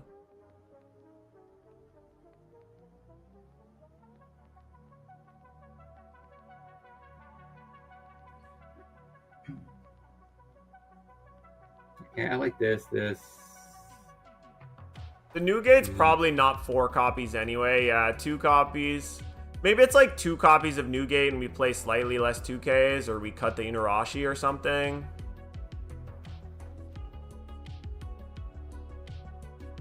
Because you can only play new gate before you play Roger. Yeah.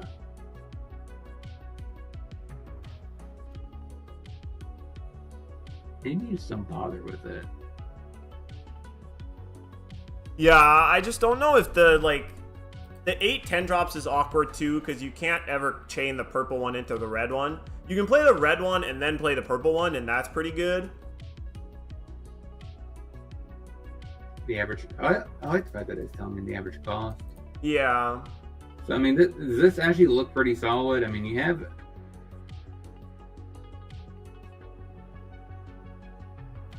Yeah, I mean, it looks alright, but yeah, the main question is like, is your top end enough? Can you beat like a Red Rock? 8 10s, 4 8s, Yeah. 6 or 8 6s, because you have this. I mean, this is still like a fine play. You definitely just have to be aggressive with this deck in the early game. You have to actually try and put them at a low life total so that your 10 drops can kill them. Because you don't survive that long.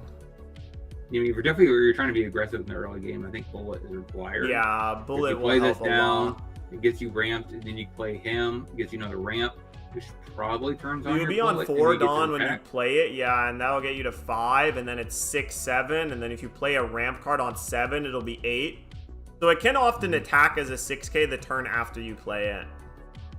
on curve, Yup, which I think actually makes that pretty solid. which does help a lot, yeah.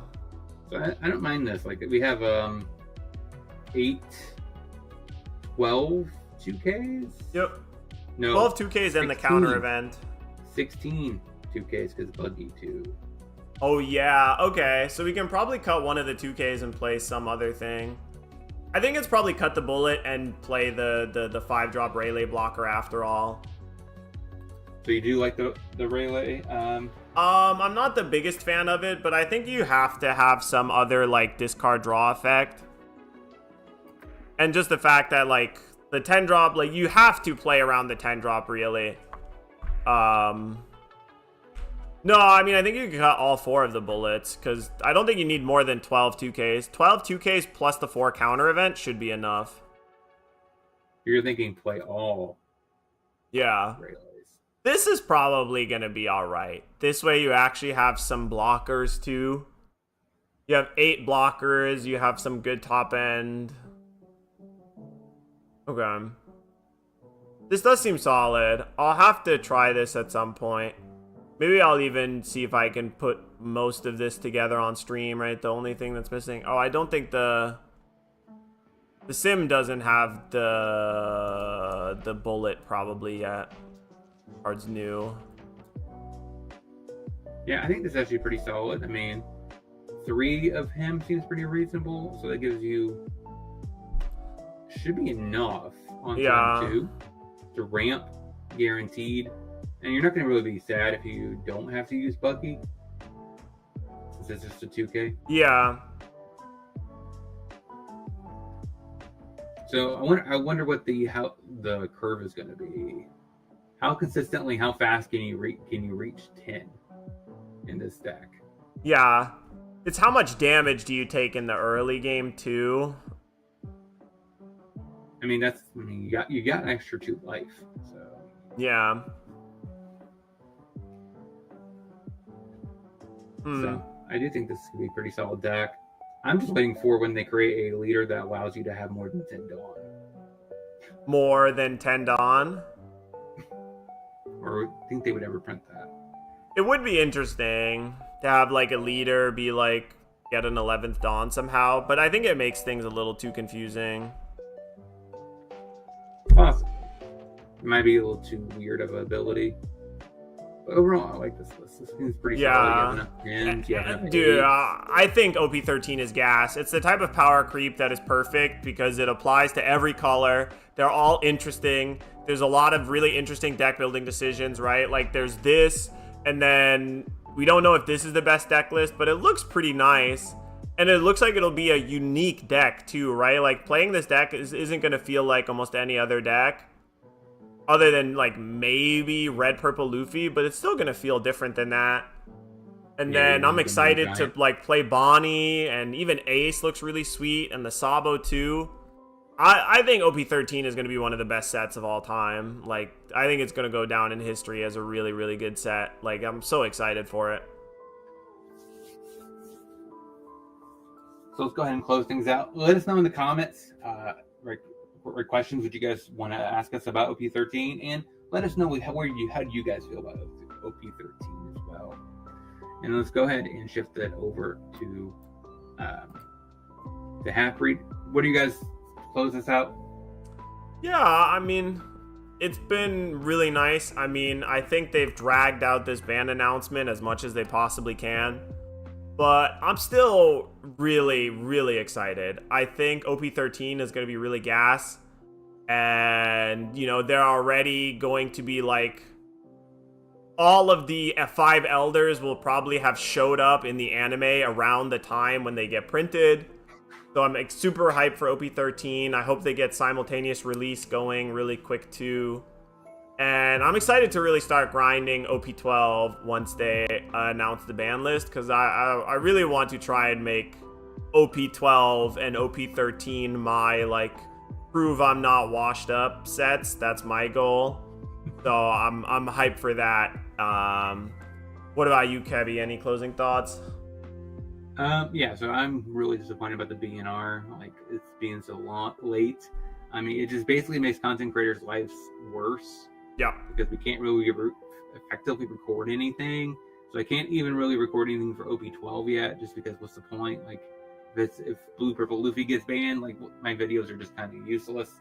unless I just scrap all the blue purple Luffy matchups, which means I have to record longer. Yeah. Because there's probably going to be a lot of them that are getting their last ditch effort before they get banned. So yeah, that's kind of sad. Maybe I'm actually kind of excited for Roger. I don't know yet, but if it's probably going to be a relatively cheap deck outside of the Red Roger, it's like $5 in Rayleighs. Might pick it up. Yeah, Rayleigh's the know. expensive card. But I think that they're reprinting it in Premium Booster 2, no? Or am I wrong? Yeah, they are. Okay, It'll probably that drop helps a down lot. like $8. So then again, it depends on if people start picking it up, getting amped up for OP13, or they leave it to the side and pick them up later. So if it gets cheap enough, I might just pick them up just because, I mean, I do have Shanks upstairs too. So Yeah. I mean, Premium Booster comes out like October, I think. Yeah, October 3rd. I So think. And I it's think like not November. that far away, right? And once it comes out, there's a chance that Rayleigh's could be as low as like $5-10. So Yeah, I think it's going to probably drop around $8. yeah, $7 to $8 is where it's going to end up. Which overall I'm excited for. yeah, it's a steal. You can't really complain if the best cards in the game are if it's less than $10. For sure. So that means the card game is healthy. You can pick up most decks, have fun, switching them up. And yeah, I'm excited about that. And make sure you smash that like button and subscribe before you head out. And go check out all of our stuff on Twitch and YouTube for both of us. And we'll talk to you guys next week. That was fun. Nice. Was Yeah. it as bad as you thought it was going to be? This- And that you thought, This Roger deck does finally look like it's in a spot where I might play it. Because there's a lot of Roger lists I've seen that just look terrible, where it's just like too many ramp cards, nothing else to do. yeah, I mean, I think it looks better. I think that one, those two missing ramp pieces actually really kind of just, make the deck consistent. Yeah. Enough to where I'm actually thinking this could be an okay deck. And yeah, working with Old Silver's Rayleigh is probably going to be what really just makes or breaks it. Yeah. Because I didn't even think about, wasn't sure if Rayleigh would work or not. It's like the best 8-drop. And dude, the more I think about it, the more I'm like, I wonder. Yeah, there's so many of the other leaders are just so aggressive, and I feel like the one big thing I'm scared about is like everybody's talking about Nami, but I'm kind of scared about Flame Emperor, man. I kind of feel like we might end up in a Flame Emperor meta because that card is so scary. You're talking about Ace? Yeah, the Ace has like the 7-drop event that like it KOs an 8k power or less and gives the leader +3 in double strike. So it's like 9k double strike, KO a blocker. I don't know. That scares me just because like you die so fast if they have 2 of those.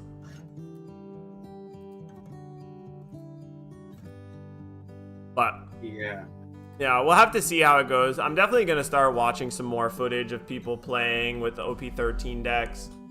Because it's still really hard to figure out what's the best one. So many of them are good. Like, Sabo's really good. Ace is really good. I'm going to have to start trying them more on stream. Yeah. In the Unlimited section. Yeah, I'm torn between whether Ace or Bonnie is the best one. But all 6 of them seem so good. I mean, yeah, Bonnie's definitely going to be the best one for any kind of new player. Yeah. Sure. Like, it's definitely a straightforward leader. Ace has so much card draw, and the cards are so strong. The Whitebeard cards. They just haven't had a home for a long time. The cards I thought maybe hinting at, and again, maybe it's not this set, because maybe in the next few sets we get a Frankie leader. It would be cool. They just, I'll take it. They just printed in Tom. Maybe he's a Water 7 leader. Maybe. Would be nice. I hopefully that when they do, hopefully he comes out as Yeah. I definitely hope that OP14 isn't like 6, 7 Warlords things, because that probably wouldn't make much sense, but because I hope he's kind of like Emu, where he comes down, he comes with the stage. yeah. They definitely could do more interesting stuff like that. I think the emu design with the stage is actually really interesting as well. Man, I held on to it for so long, but now I'm so glad I still have this Mary Joie first anniversary stamp. I thought it was going to be useless, but now I'm up. Yeah, I think it fits him perfectly, since he is a shipwright and everything.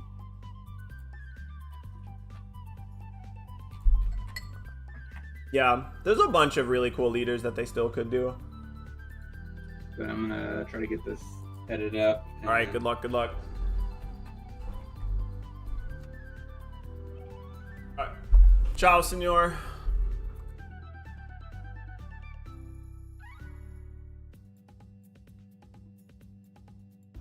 Yeah, that does look good. The freaking Roger list. Oh, Havoc, by the way, sorry. Ace is a 6k leader. It's 3 life 6k. And you trash a card to give something -2 power during a battle. Yeah, it was nice.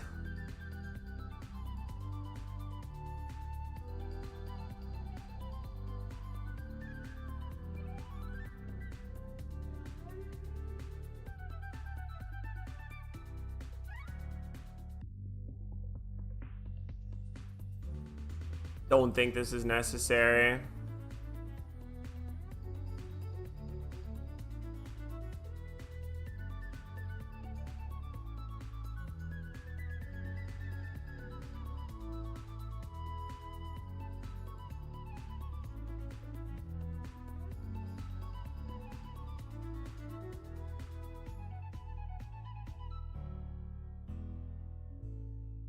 Oh.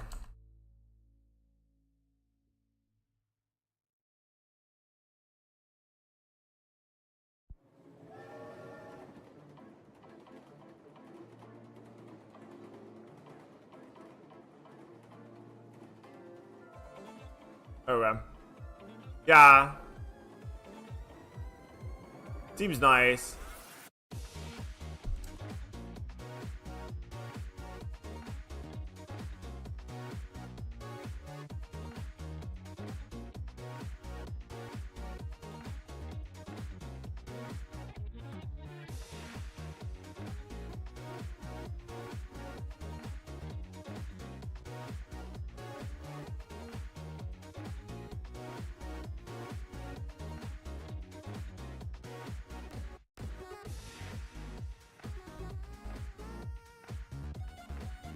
This card's so good.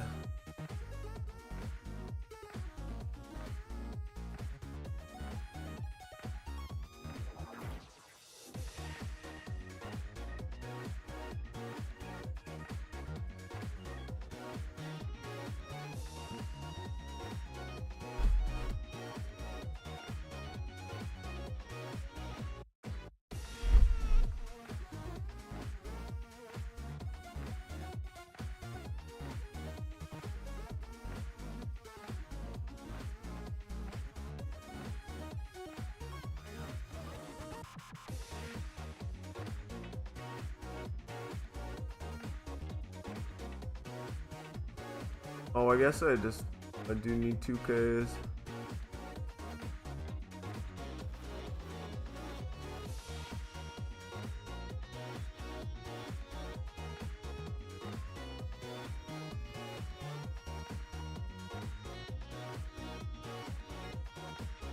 Could maybe pray the Brule, but probably not, right?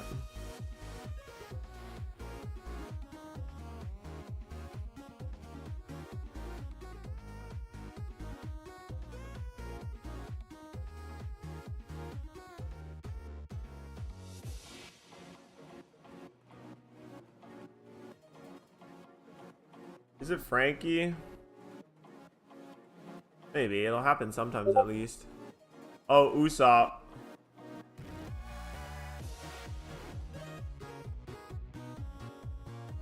Okay.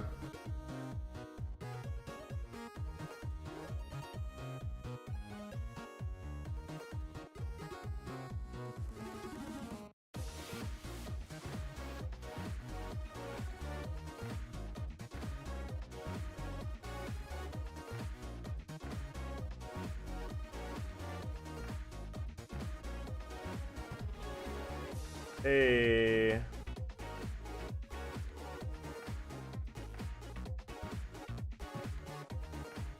How's everybody doing?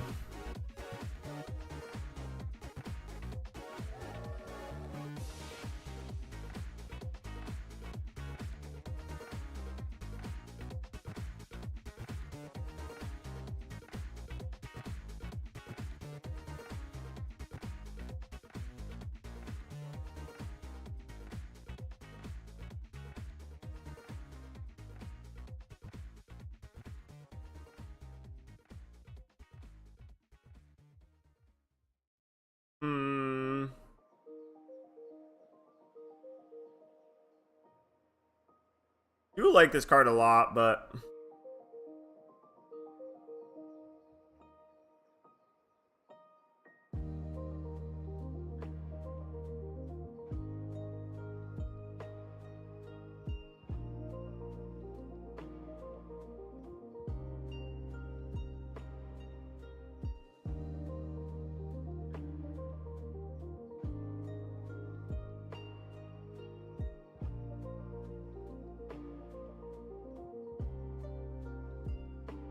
interesting.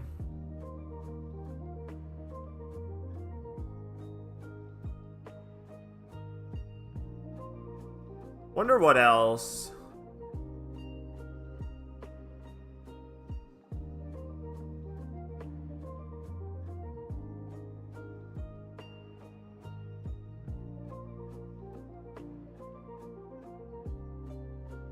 I feel like this is where I would want to start for Bonnie, but I'm not sure.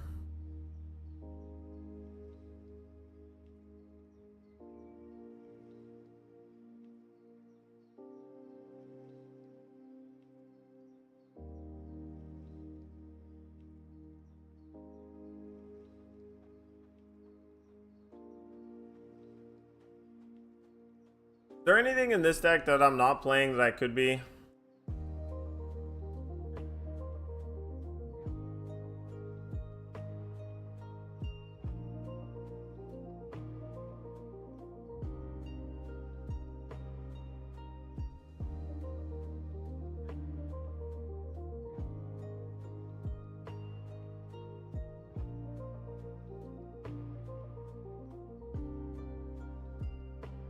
Man. I feel like I should start printing out proxies soon too, huh?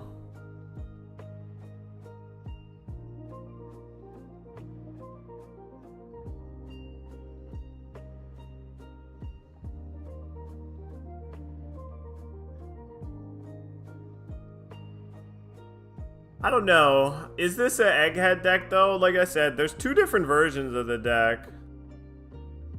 Yeah. I just don't have a printer, so I'd always have to like go to the library to print out stuff. I did this and then I looked at the egg. I made like an egghead version of the deck too.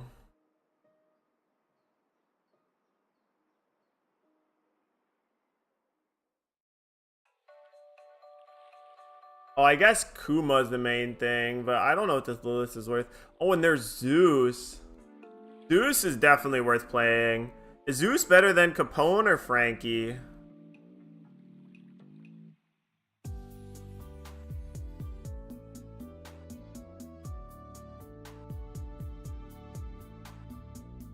And do I even play Kuma in this deck?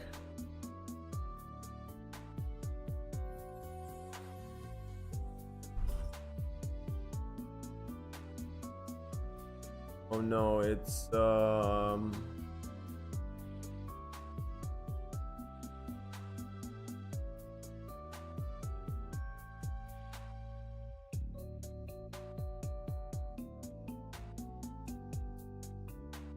have to play the one drop.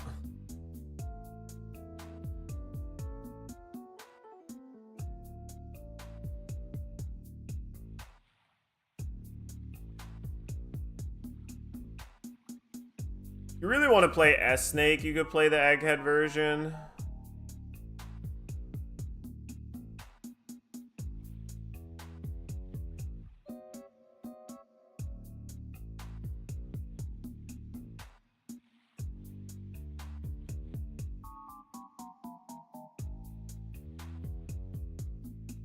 Yeah, there's this S snake as well. Is she Egghead? Is Stussy Egghead?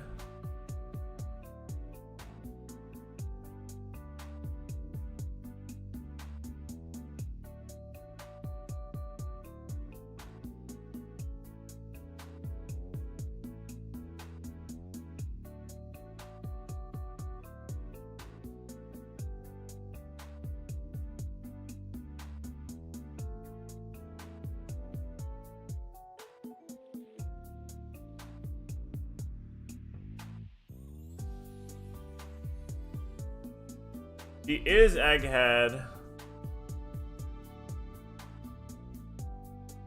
One character with a cost of 5 or less, but it doesn't have trigger itself. It's tough figuring out what to cut from here, even.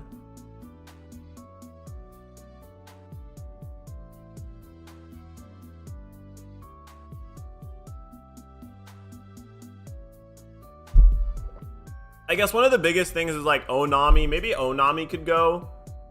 But Nami's such a good trigger. And 7K Banish is so nice.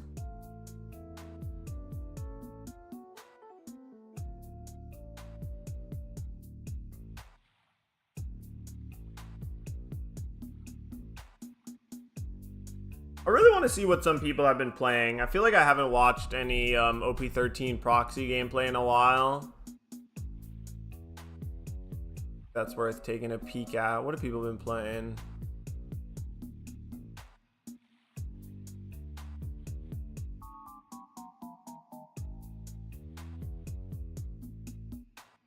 I wonder if this is this time it's I Am Sama versus Rayleigh Sama. I wonder if this is gonna be a free blowout, or they're gonna be like, we'll bring back Sokka. I don't know why you would want to do that. Sokka Dookie.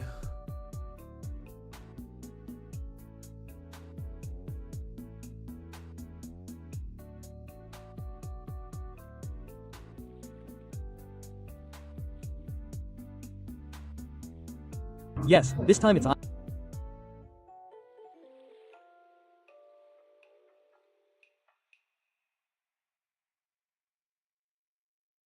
Okay, I mean, you gotta start. What? You gotta start with the one drop stage, huh? Weird.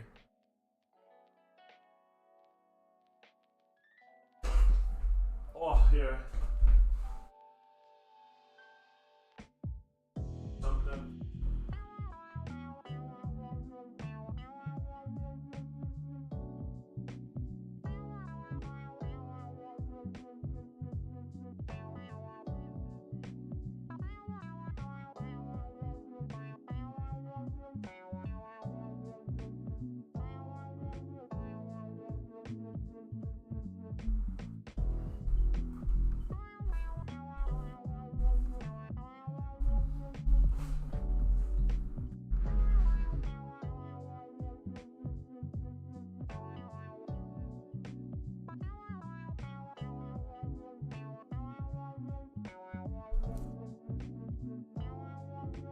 Okay.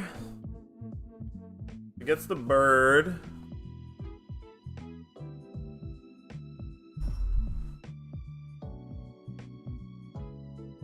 The Rayleigh playing any new cards?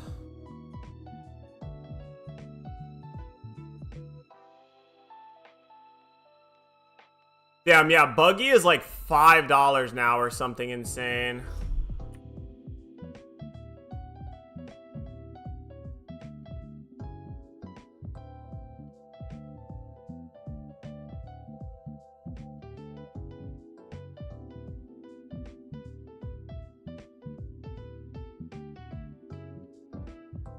Damn. The Sanji's almost back up to $10. Ooh. Look at that Hody Jones spike and then tank. Everybody's thinking it's gonna get banned. If it doesn't, it's gonna go up so much, huh?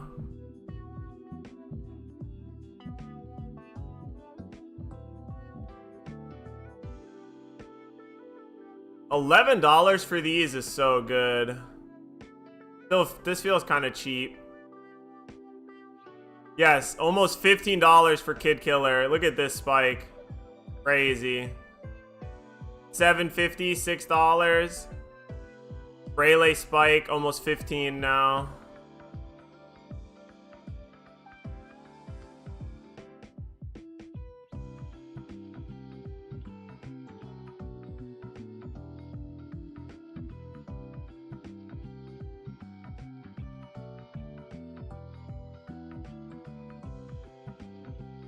These are at an all-time low. I feel bad. I paid decent money for these, like $20 each, I think.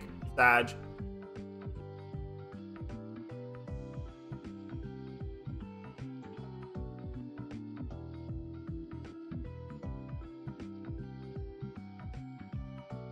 Damn. $60 just for one? Damn. This seems dirt cheap for the Katakuri. Everybody still thinks it's gonna get banned or something.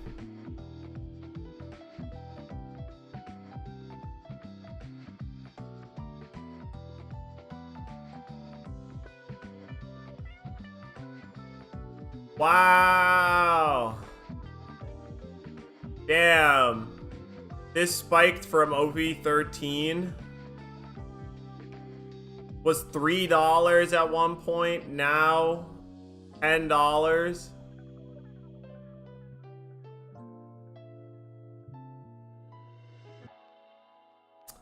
Pretty surprising.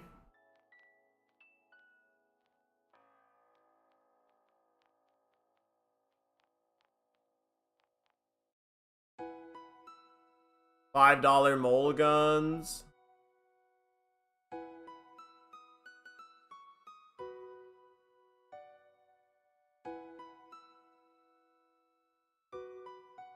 This still seems so dirt cheap, too.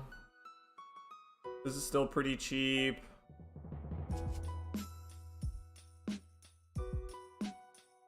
How much did these go up? Wow. So they were $30 at one point, then they went down to $20, and now they're back up to 30, approaching 35. $4 for Raging Tigers now. And $4 for these Sanjis, wow.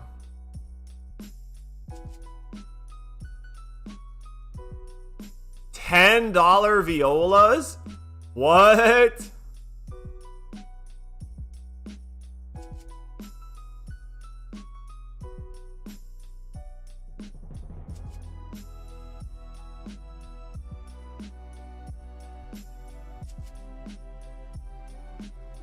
Wow, the regular is $30, but the alternate leader is 60 something.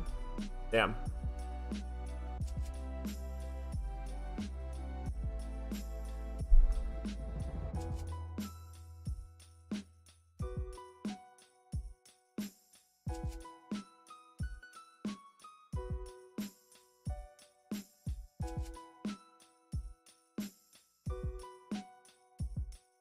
Damn, Shocky. This who they fought a war over, huh? Damn, did anybody who's kept up with the simp arc? Gold Roger secretly actually a simp. Gold Roger got cucked by his first man. Damn, that's fucked up. Sanji stocks up? That's so funny. Oh god, okay, that's insane. Jesus. That is so big. Pitch a card, destroy 2 characters. That's so insanely huge. He could have trashed the character too to draw a card.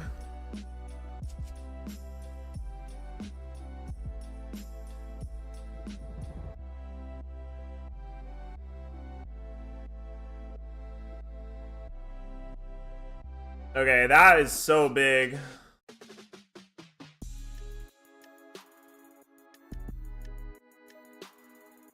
You know what's kind of funny? It still feels like all of the new leaders, all of them are probably going to struggle just beating Bonnie. Like, Emu feels like it's tough against Bonnie, and Sabo, and Ace, And probably Luffy too, right? Like, Bonnie's just such a good eternal leader.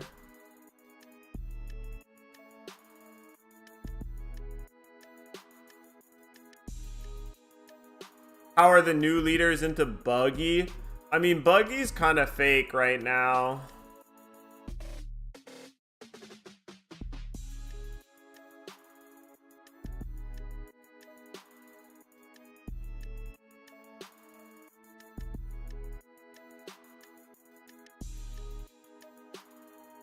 Enel for 12 if UP is banned. Both Enel and Bonnie are totally good options in 12. Bonnie is my most winningest deck on Sim right now. Like, I play a lot of other decks, but Bonnie just constantly is winning me games.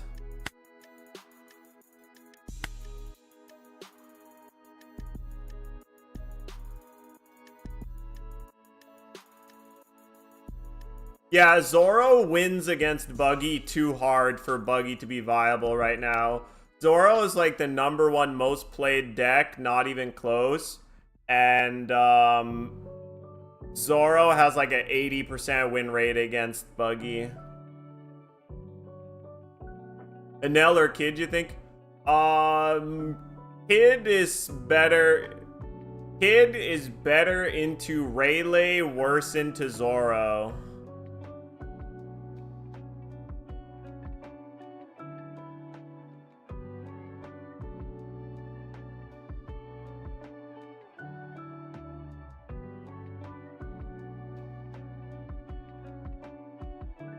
I think Kid's slightly better, but it's close.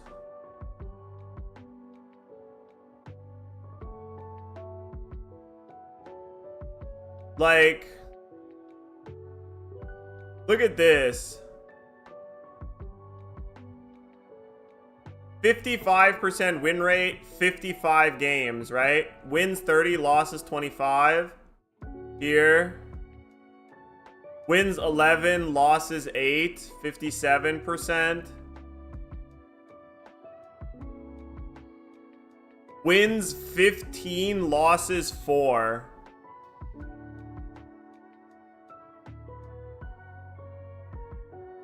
This deck's so good.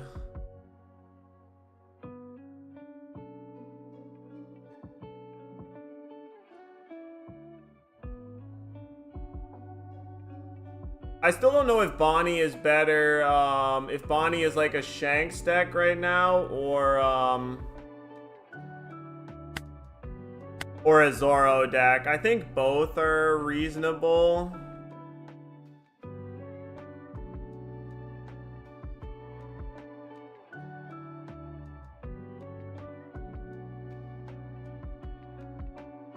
I've seen some people play Bonnie, I've seen some people play Carrot. Thank you, Kebby. I've been trying to find room in this deck list for Carrot, but I just don't know if it's necessary. I like the Bonnie and the fact that it's actually searchable.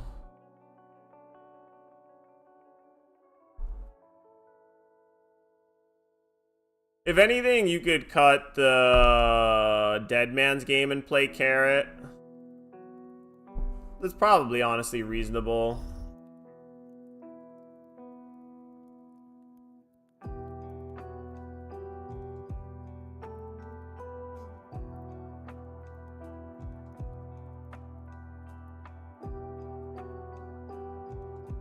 You could play Shanks or you could play Zoro, but I guess it depends on the metagame. Shanks better against Enel and stuff like that, and Zoro better against some other decks. I still think Kid is good sometimes, especially if you have Kid and Killer and Bonnie, like having access to the one copy of Kid to search up just feels good.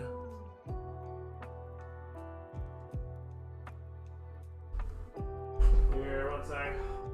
Cold.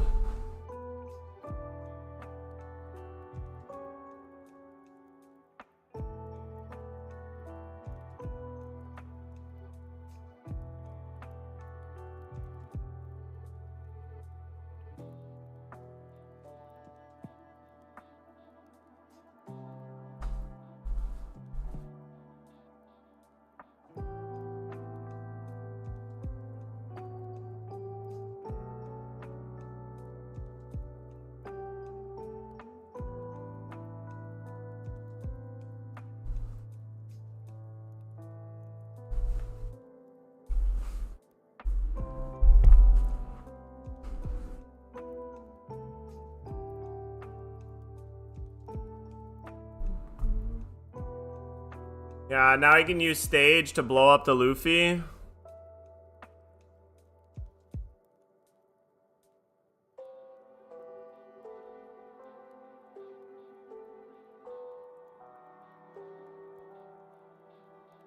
Oh, see, if he had the 1-drop stage here, he could have played the bird, the 5-drop bird to KO the Luffy, but because he doesn't,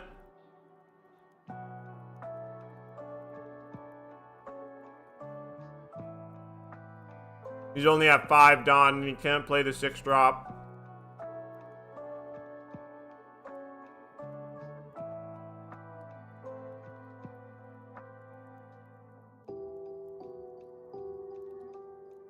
I think you still always want, like, at least 2 copies of Hoji Jones and Bonnie. There's a bunch of matchups where it's really good, right? For starving and clearing.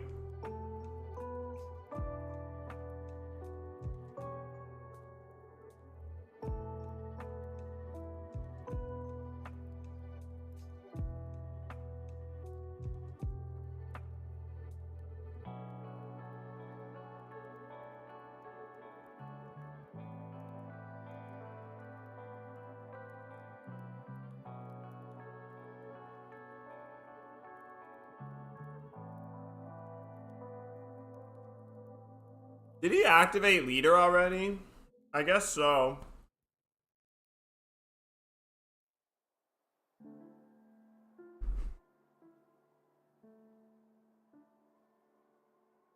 Yeah, I mean, I think I'm playing 3 Hody in all of my Bonnie decks.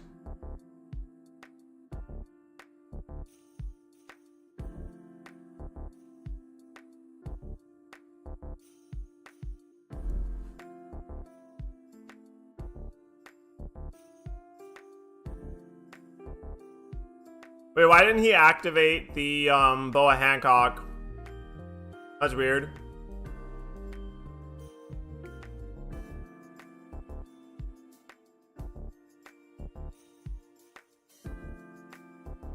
I don't know why he didn't activate the Boa Hancock. No, but yeah.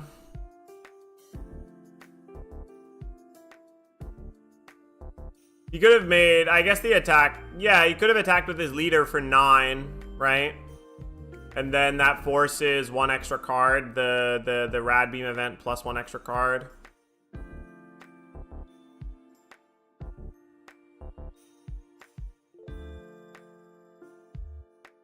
Five at you.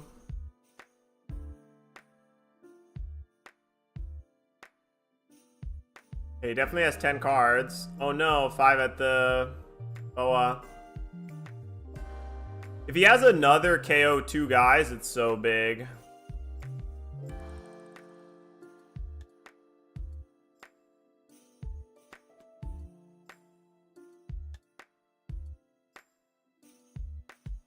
Wow. I wonder if he actually has a second copy of KO 2 guys here. It would be kind of insane.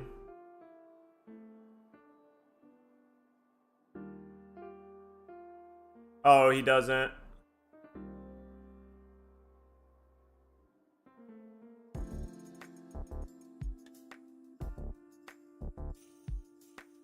Okay, so you really want to get him to 2 here so you can start threatening with Kid Killer and stuff.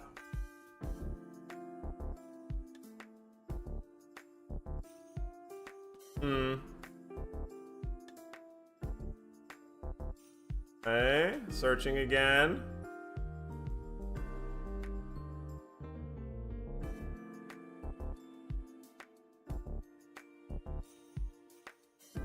Okay, that's second Kid Killer.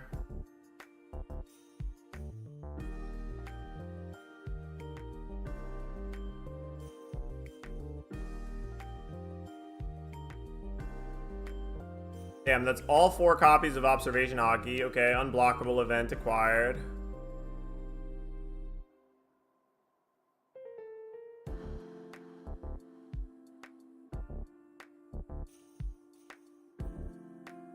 Five at you? Oh, that's 1 card in hand. What? How does he have so few cards in hand?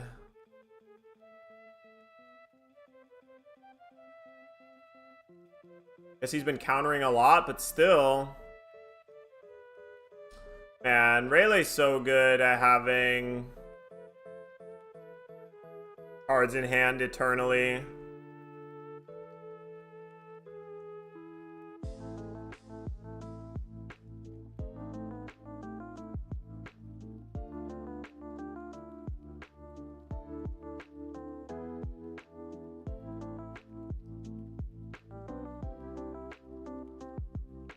Well, let's see if he's gonna pop off.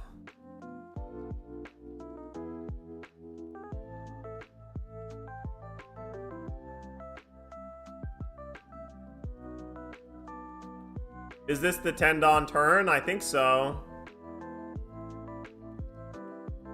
How many can he get back here? Oh, he doesn't have it?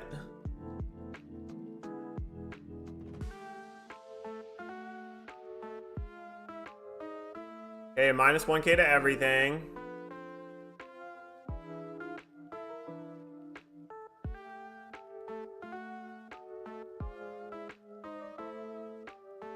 Wow, 9 Dawn here is so terrible. The fact that you didn't go second. Didn't go second, started with the wrong stage, everything going bad here.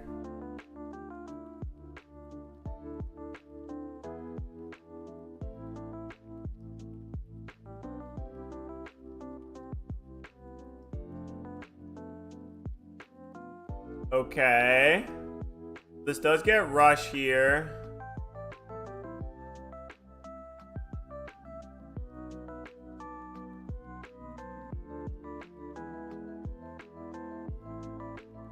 Ah, I guess the bird does have blocker. I always forget that.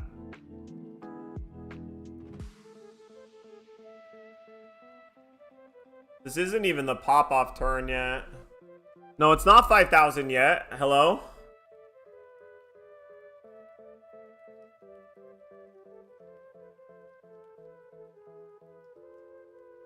He gave too much Dawn.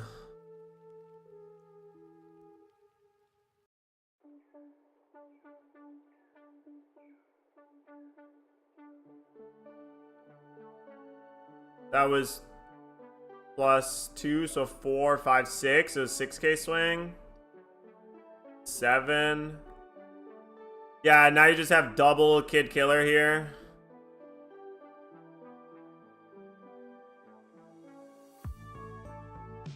Yeah, I mean, this still seems like a terrible matchup. You just lose to Kid Killer, Hundo P.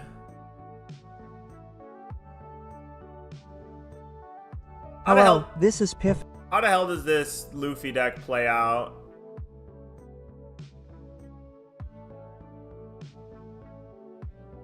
Nami Searcher, Ray or Garp Searcher. I don't know what this does.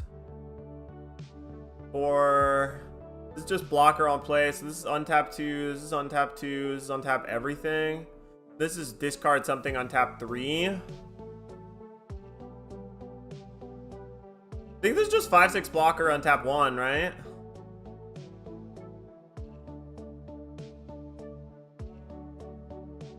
What the hell does that Luffy do, though?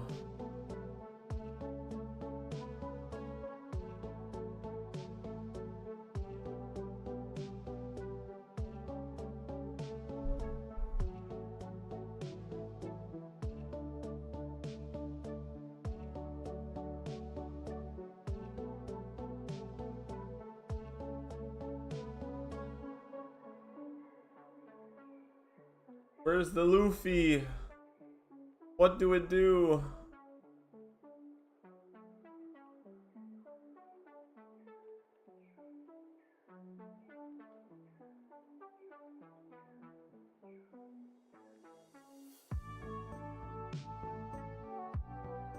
D2. Locker. On KO, set up to 2 of your Dawn as active. Okay.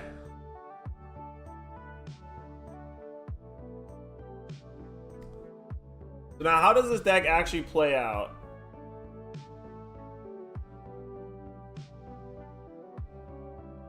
Dude, everybody's starting with the wrong stage. What the hell is this? Why is everybody starting Empty Throne, man? It's Mary Joie. You play Mary Joie.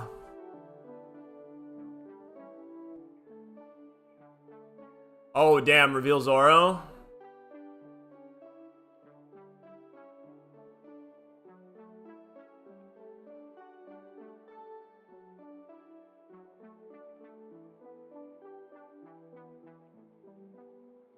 No early searcher here for Emu.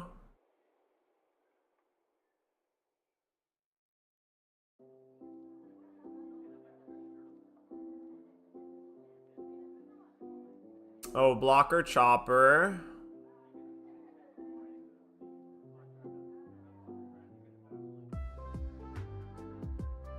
Okay, he finally found the searcher.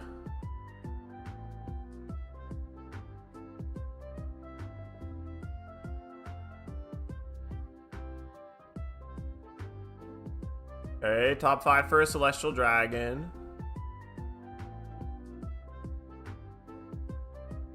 Found Horsey.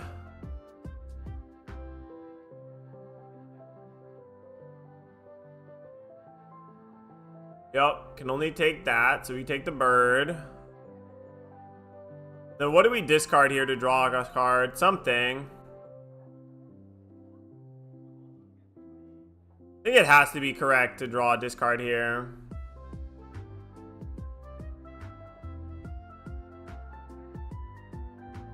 -1 cost, allowing you to play more than Empty Throne. Doesn't happen that often. I think it happens all the time. You're able to play 2 characters with Mary Joie significantly earlier than you would be with Empty Throne.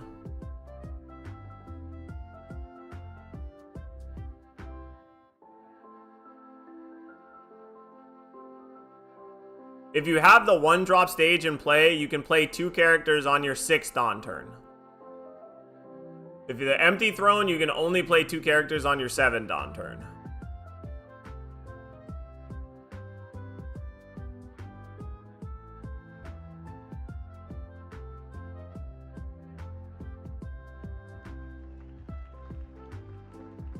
But also helps like all your cheap characters, right? Like the 3-cost blow up 2 guys.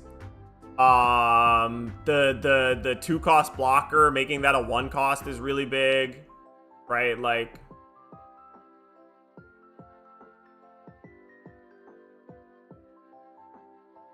I think Empty Throne sucks.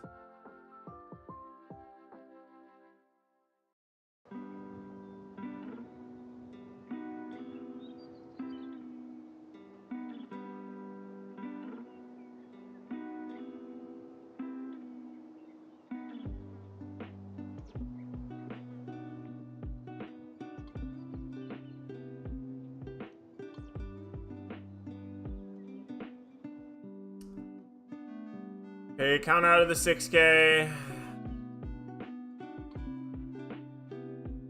Okay, Uta on tap 2.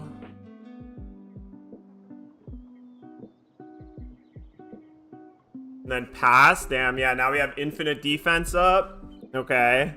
Now, what do we do with this infinite defense?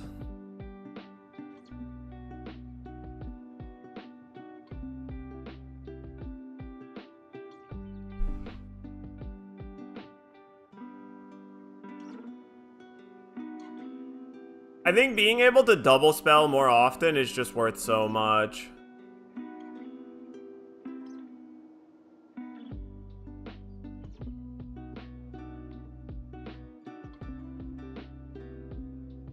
See, it cost him 7 mana to do that, whereas with the other stage, it would have cost him 6. There's a lot of times where, like, having the stage, like the 1-drop stage, just actually gets you more Dawn to attack with than having the 7-drop stage.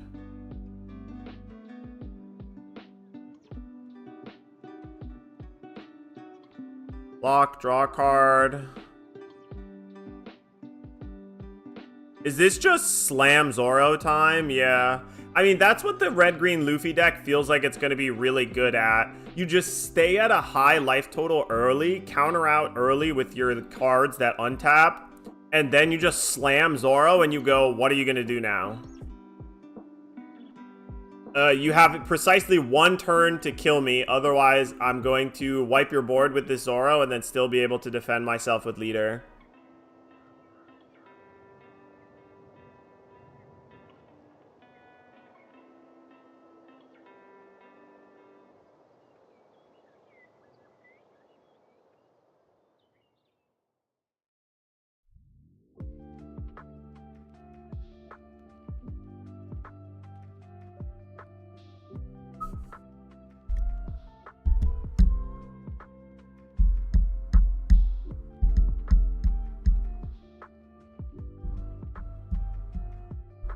Oh, so he's not playing the 10 drop yet because it's going to wipe his own board. Right, 7 AU. Yeah, now we got this giant Zoro problem. So you could also play the 10 drop Shanks if you want. Yeah, Shanks. Untap everything.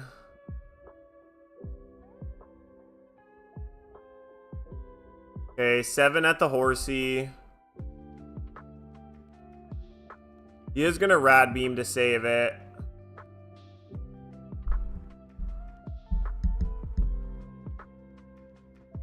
Okay, 9 at the horse, untap. Block, draw a card. 9 at the horse, block. Untap.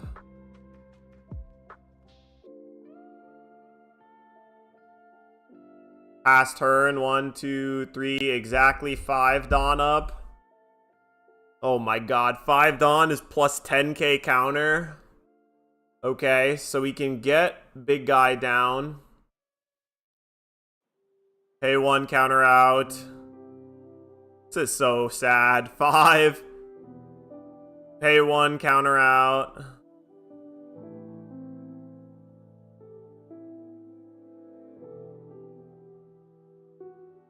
Draw a card. Okay. Why only 6? You would want to make it at least 7. Oh, it is 7 because of the empty throne. Okay.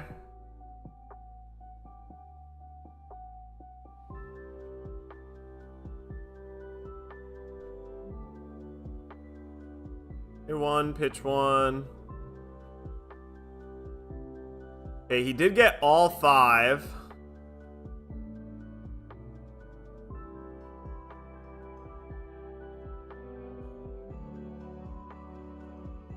Finds the searcher. He's running low on cards in deck, funnily enough.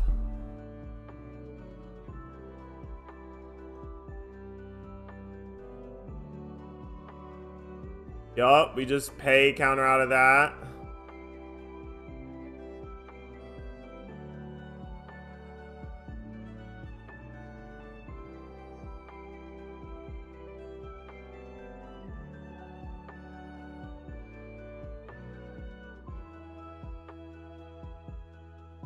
Oh, another searcher. Is he just finding another 10 drop? Yeah, I guess so.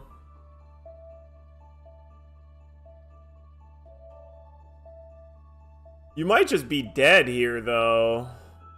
TBH.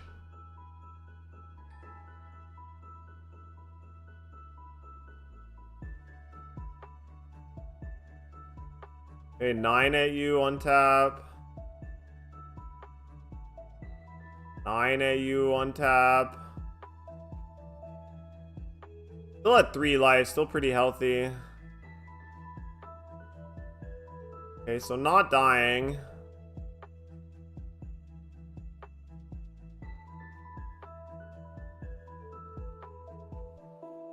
He's debating playing the double striker here. Okay. Yeah, double striker on tap 4.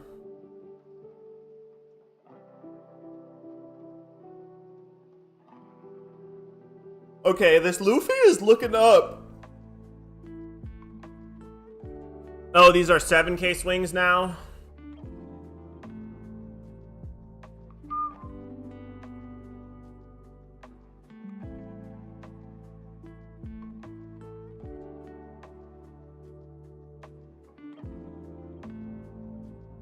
Oh, counter out.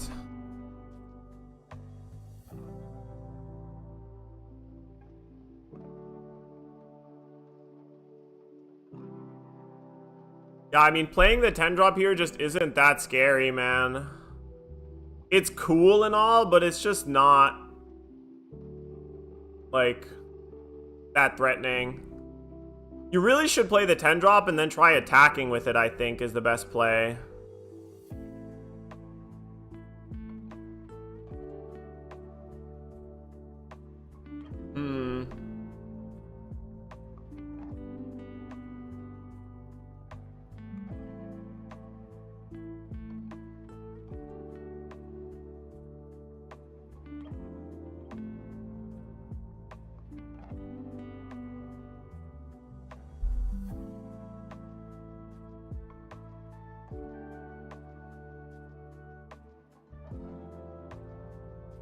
Yeah, the Luffy plan of just defend the 9-drop Zoro is probably going to be a totally decent one. Because there's so many decks that have a tough time actually getting rid of the 9-drop Zoro now. Now that we're not in a black removal meta.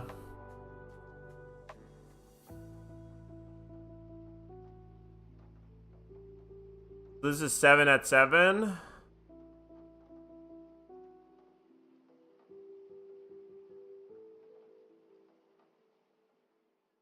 Six. This is 9 at 7.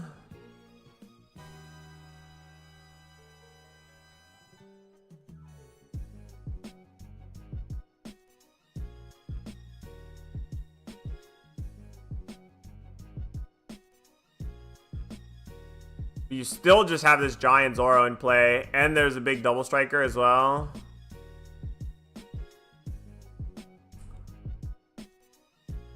I would want to start with 9 double strike while he still has 2 life.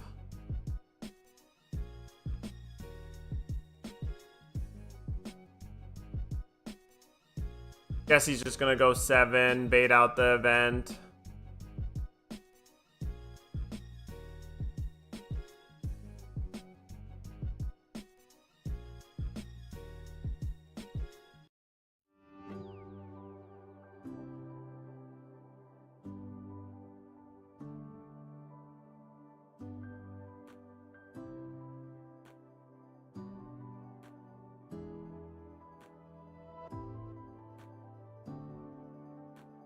Okay.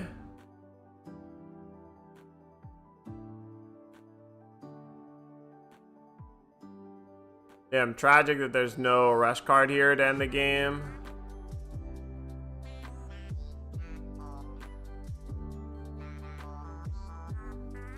You just don't have to do anything here other than Zoro plus Luffy leader.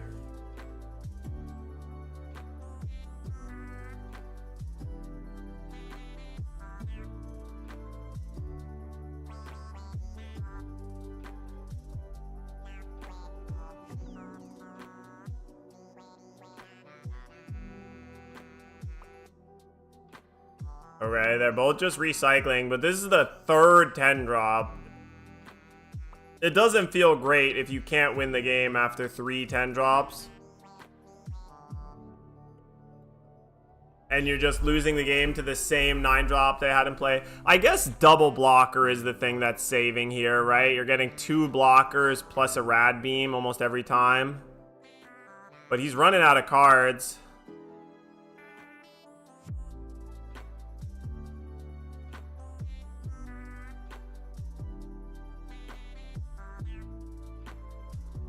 Okay, this is 9 at the Luffy, shrinking it.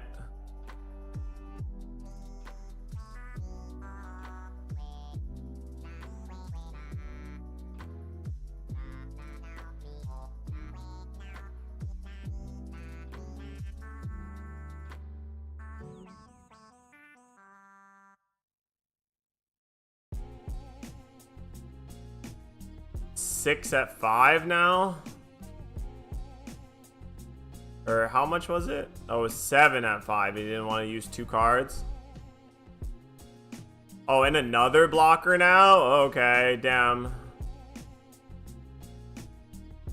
Actually hardcore grinding here. So there's 3 blockers. So definitely not gonna die.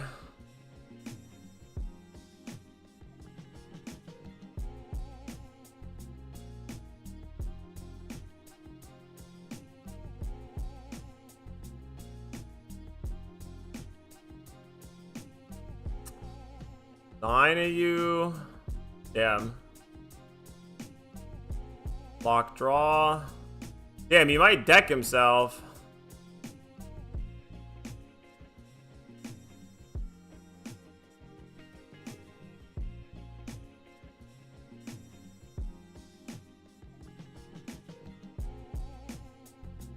Okay, Luffy. Untap 4. Nice. And now you can use the Charlestone to untap 3 more. So you have 5 on tap Dawn on top of the +4. Two Dawn. 7 here again. You activate the event. Boom.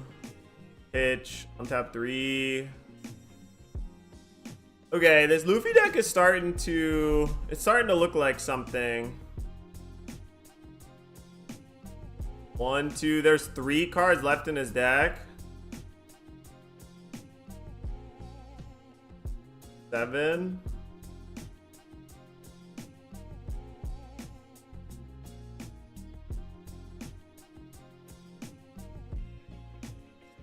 So Emu sucks.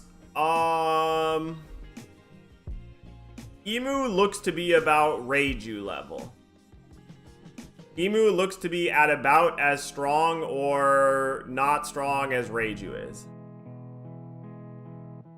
So I don't know if you would say Reiju sucks or whatever, but Reiju's definitely not swarming the top tables either.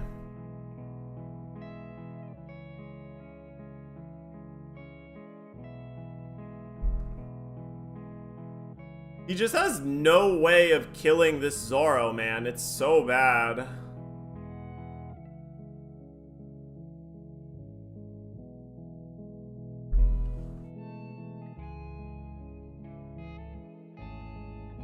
I assume some people are going to do well with this deck sometimes, but it depends on what your matchups are and how good you draw for sure.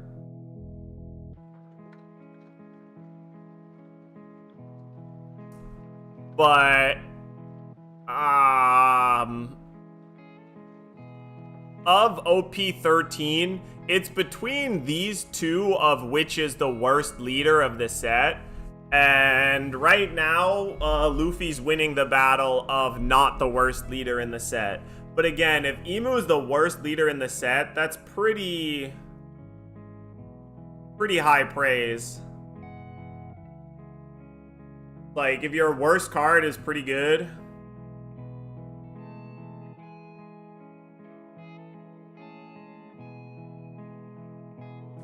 Can you kill here through 2 rad beams and 3 blockers? Damn, this is a grind fest, man. Yup, 7 AU is a good start. 2k, 1k. 7 AU. Rad beam. 9. Untap. Lock draw. 3 cards left in library or 2. 9 AU. Rad beam 1k.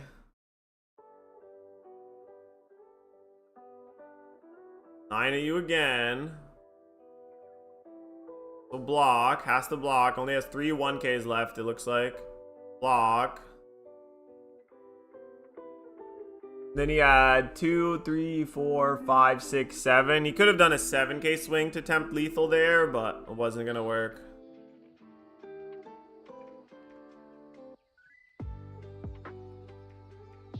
In terms of which of these 2 decks is harder to kill, it seems like the Luffy deck. Like, how do you... Killing them through 10 counter every turn sometimes feels insane, actually. He's just holding up 10k counter right there in play. Like, how do you even do math on attacks here? We just counter out of that by paying 2. 9. We just pay 3.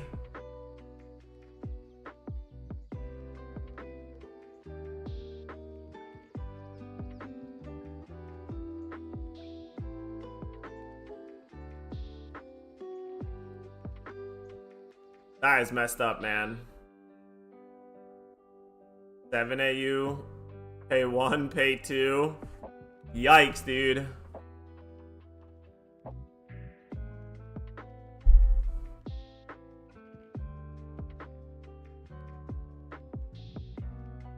This Luffy deck's looking not terrible.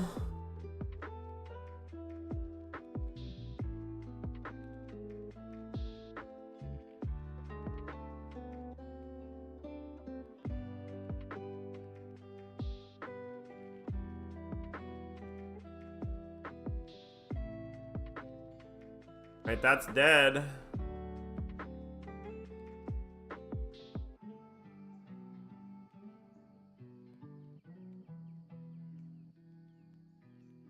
They're really all about this Nami deck, huh?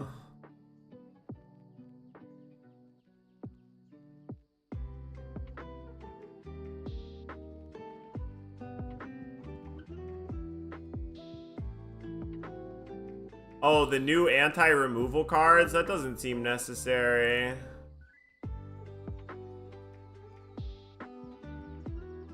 Okay, easy enough. The Luffy mirror might be unbearable. It'd be funny. I think the Luffy mirror would just be who gets Zoro down first.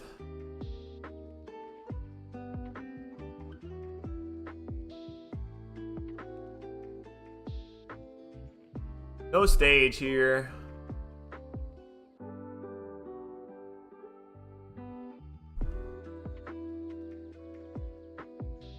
Sabo actually seems really good.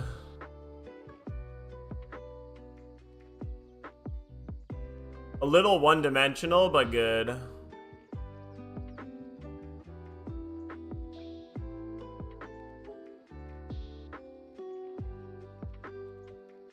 Oh, adds a secret rare.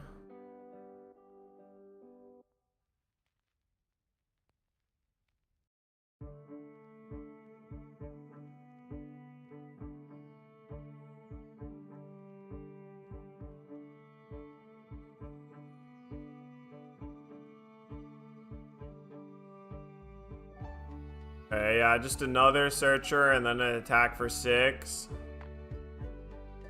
Just grab the black dragon here.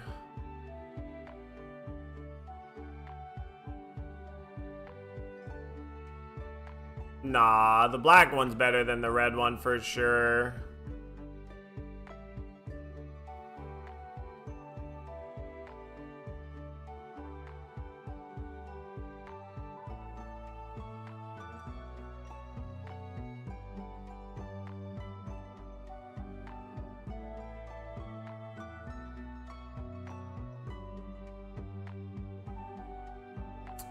Another rusher. Oh, he just put straight in the graveyard to draw one? That's funny. Easy take.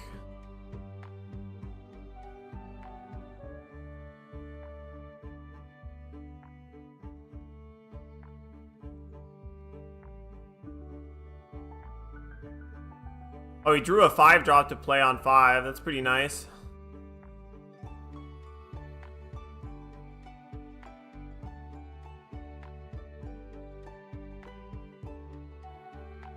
Damn. Wow. He's got plus 1k to the whole board online already. So Hack is a 4/6 blocker now.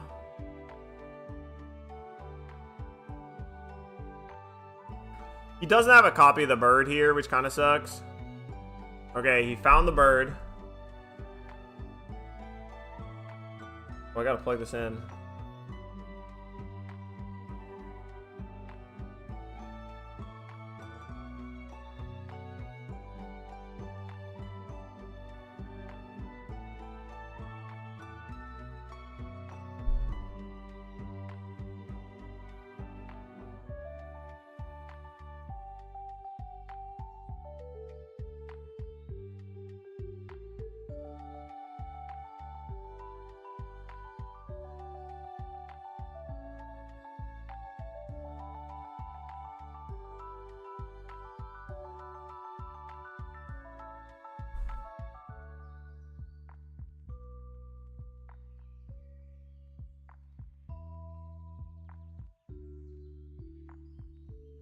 Okay, finally at regular power now.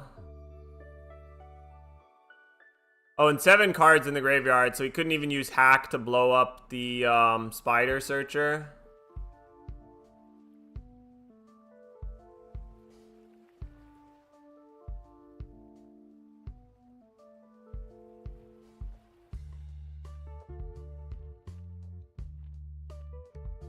Wow, 7k swing here.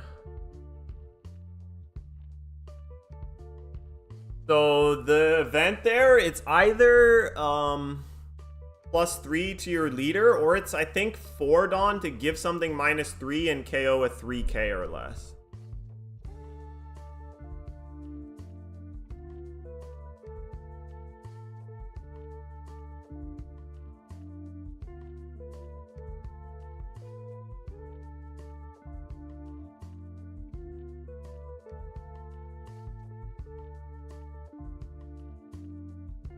Okay, so now these are a bunch of 7k swings. Oh, that was 6k.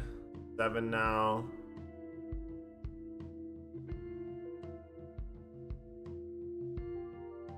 Oh, found the 10 drop. That's scary.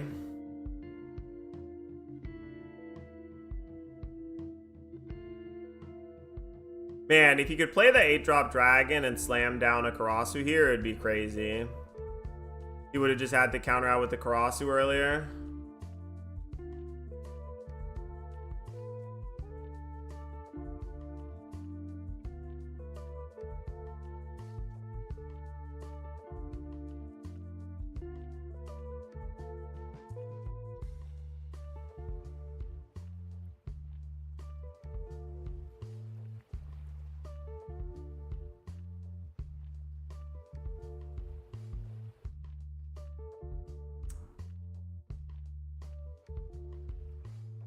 $9k and then 10k with the dragon.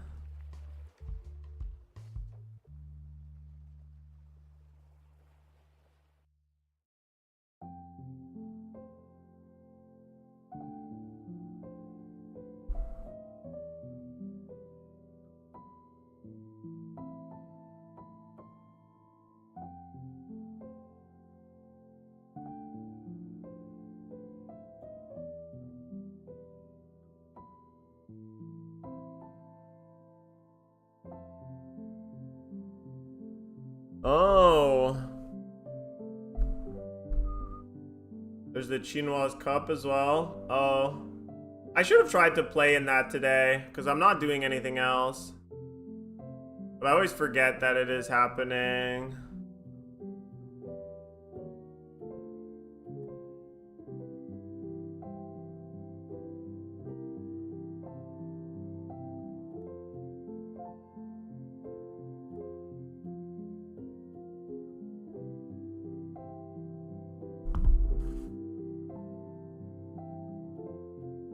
I don't think I can play today anymore. They just started the event, I think.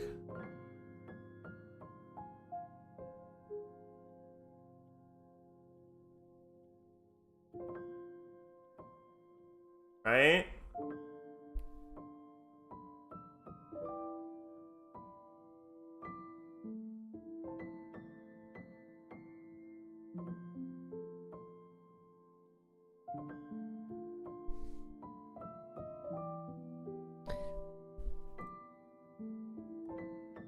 Oh, Holy shit, they have a I'm cap really as too well. fast with the...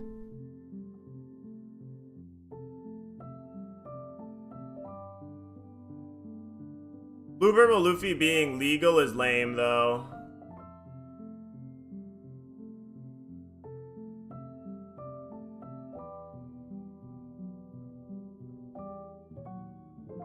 I haven't. I'm finishing the final turn. Like the final tournaments. Sorry.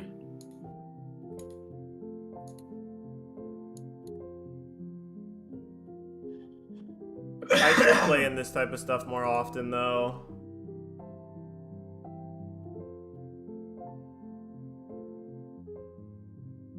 Every Monday, Tuesday, 8 p.m. So 8 p.m. for them is 2 p.m. for me, it looks like. I could maybe play tomorrow as well, because I think tomorrow I don't work until super late.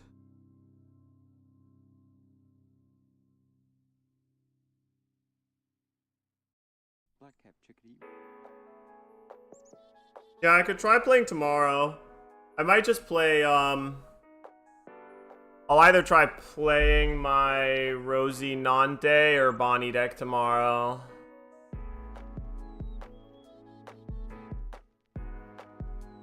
I don't know why they didn't just keep the blue-purple ban, but it is what it is.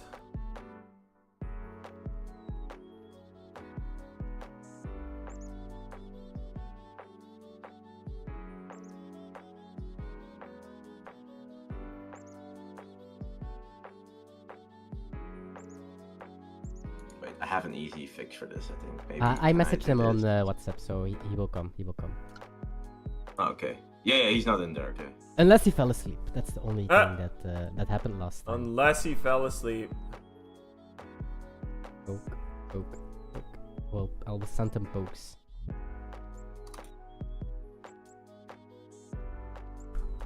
Can we drop from the first tournament? Which Rosinante? Oh, the blue-green one. I still really like my blue-green Rosinante list. I think I'm honestly going to play a game while we're waiting for matches to start.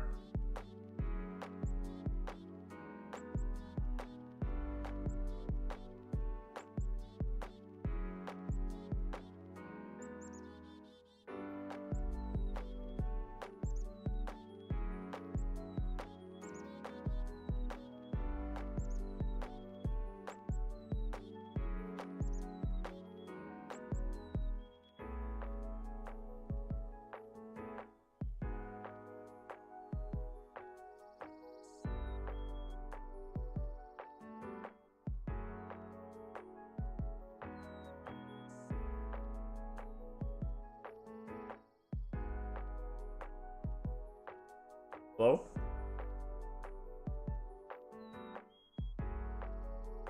There we go.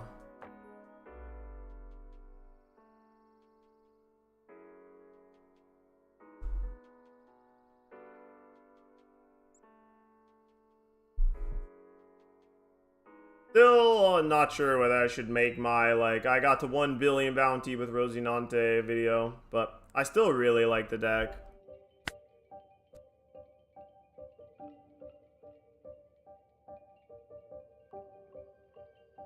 Deck still feels really solid.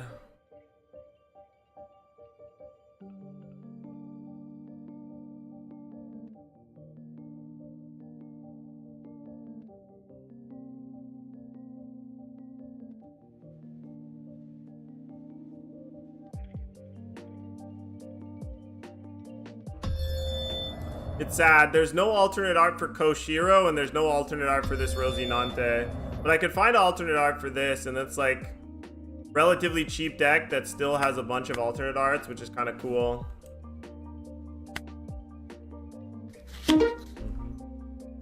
Oh, this matchup's interesting. I have won this matchup before.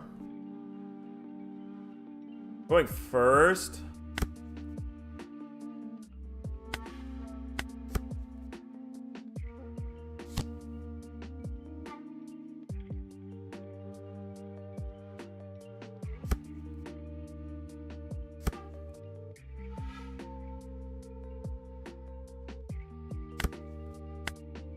I think I'm just gonna play the Koshiro here. Even though maybe I'm supposed to go with the Rosie.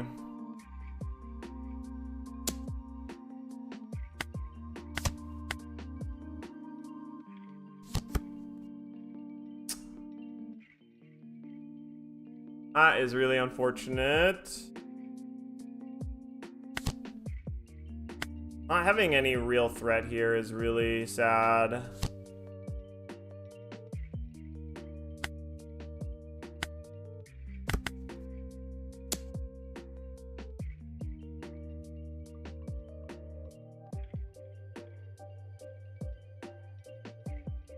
The fact that Carrot doesn't get protected by this also sucks.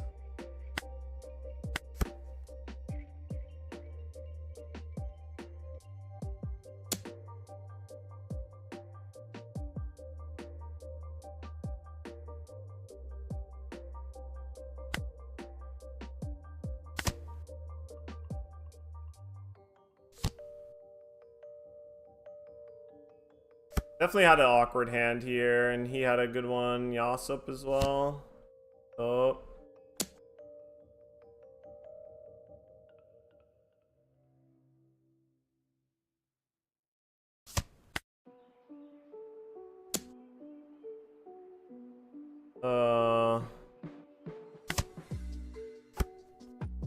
Man, my hand is really not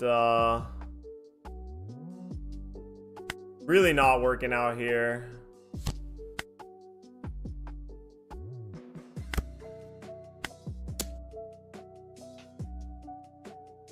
No early 4-drop pressure.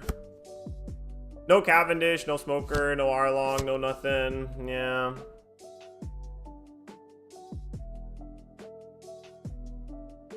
If he just plays a 10-drop here, I'm dead.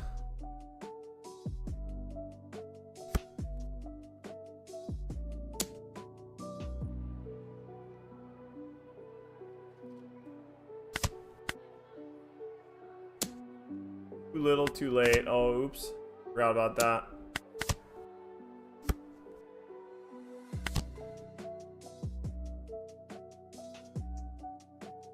Yeah, I just don't have enough here.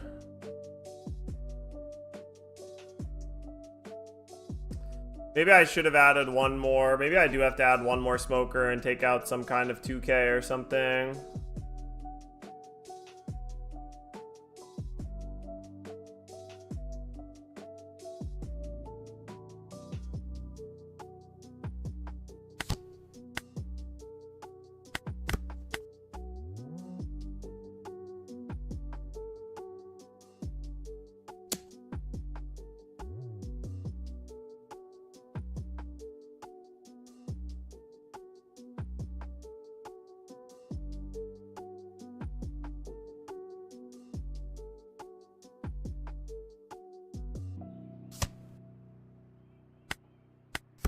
Ugh, I'm gonna lose a fuck ton of points because this guy's a lot lower ranked than me, but it is what it is. I have won this matchup before, but my start here was really bad.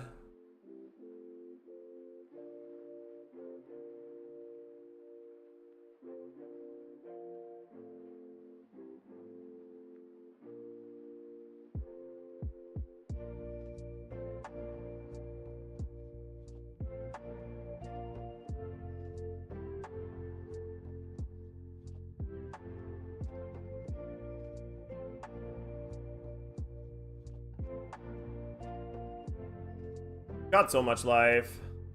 If I get a threat on the table, there's a bunch of ways I could protect it.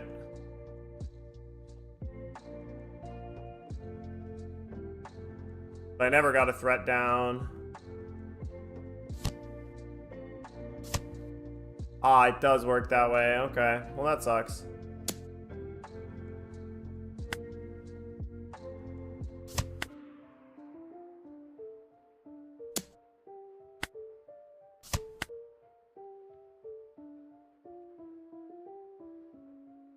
Red-Green Law versus Zoro. Interesting. This should be a winnable matchup for Red-Green Law.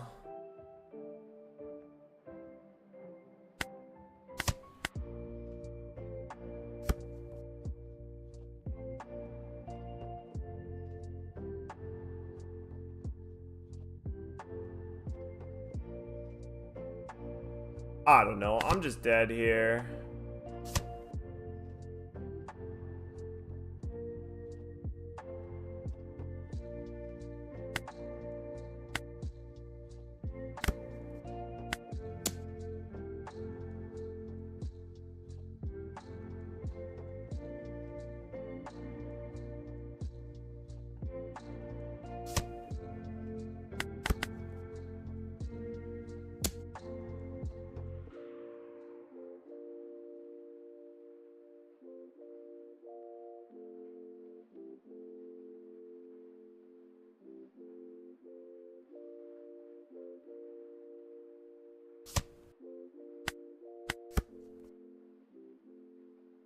Yeah, this deck definitely is something. This card's definitely better than I expected it to be overall. Just while it's in play, it's so annoying.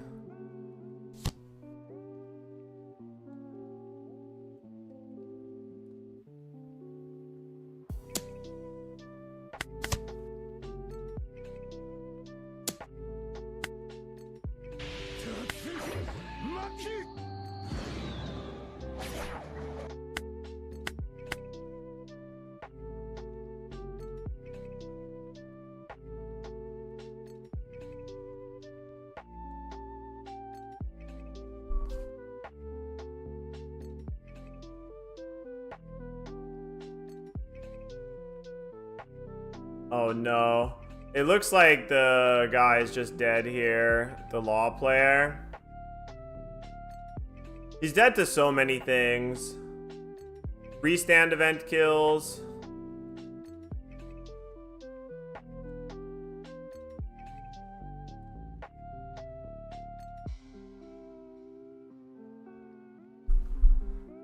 Yeah, restand event kills. Another Tashigi kills.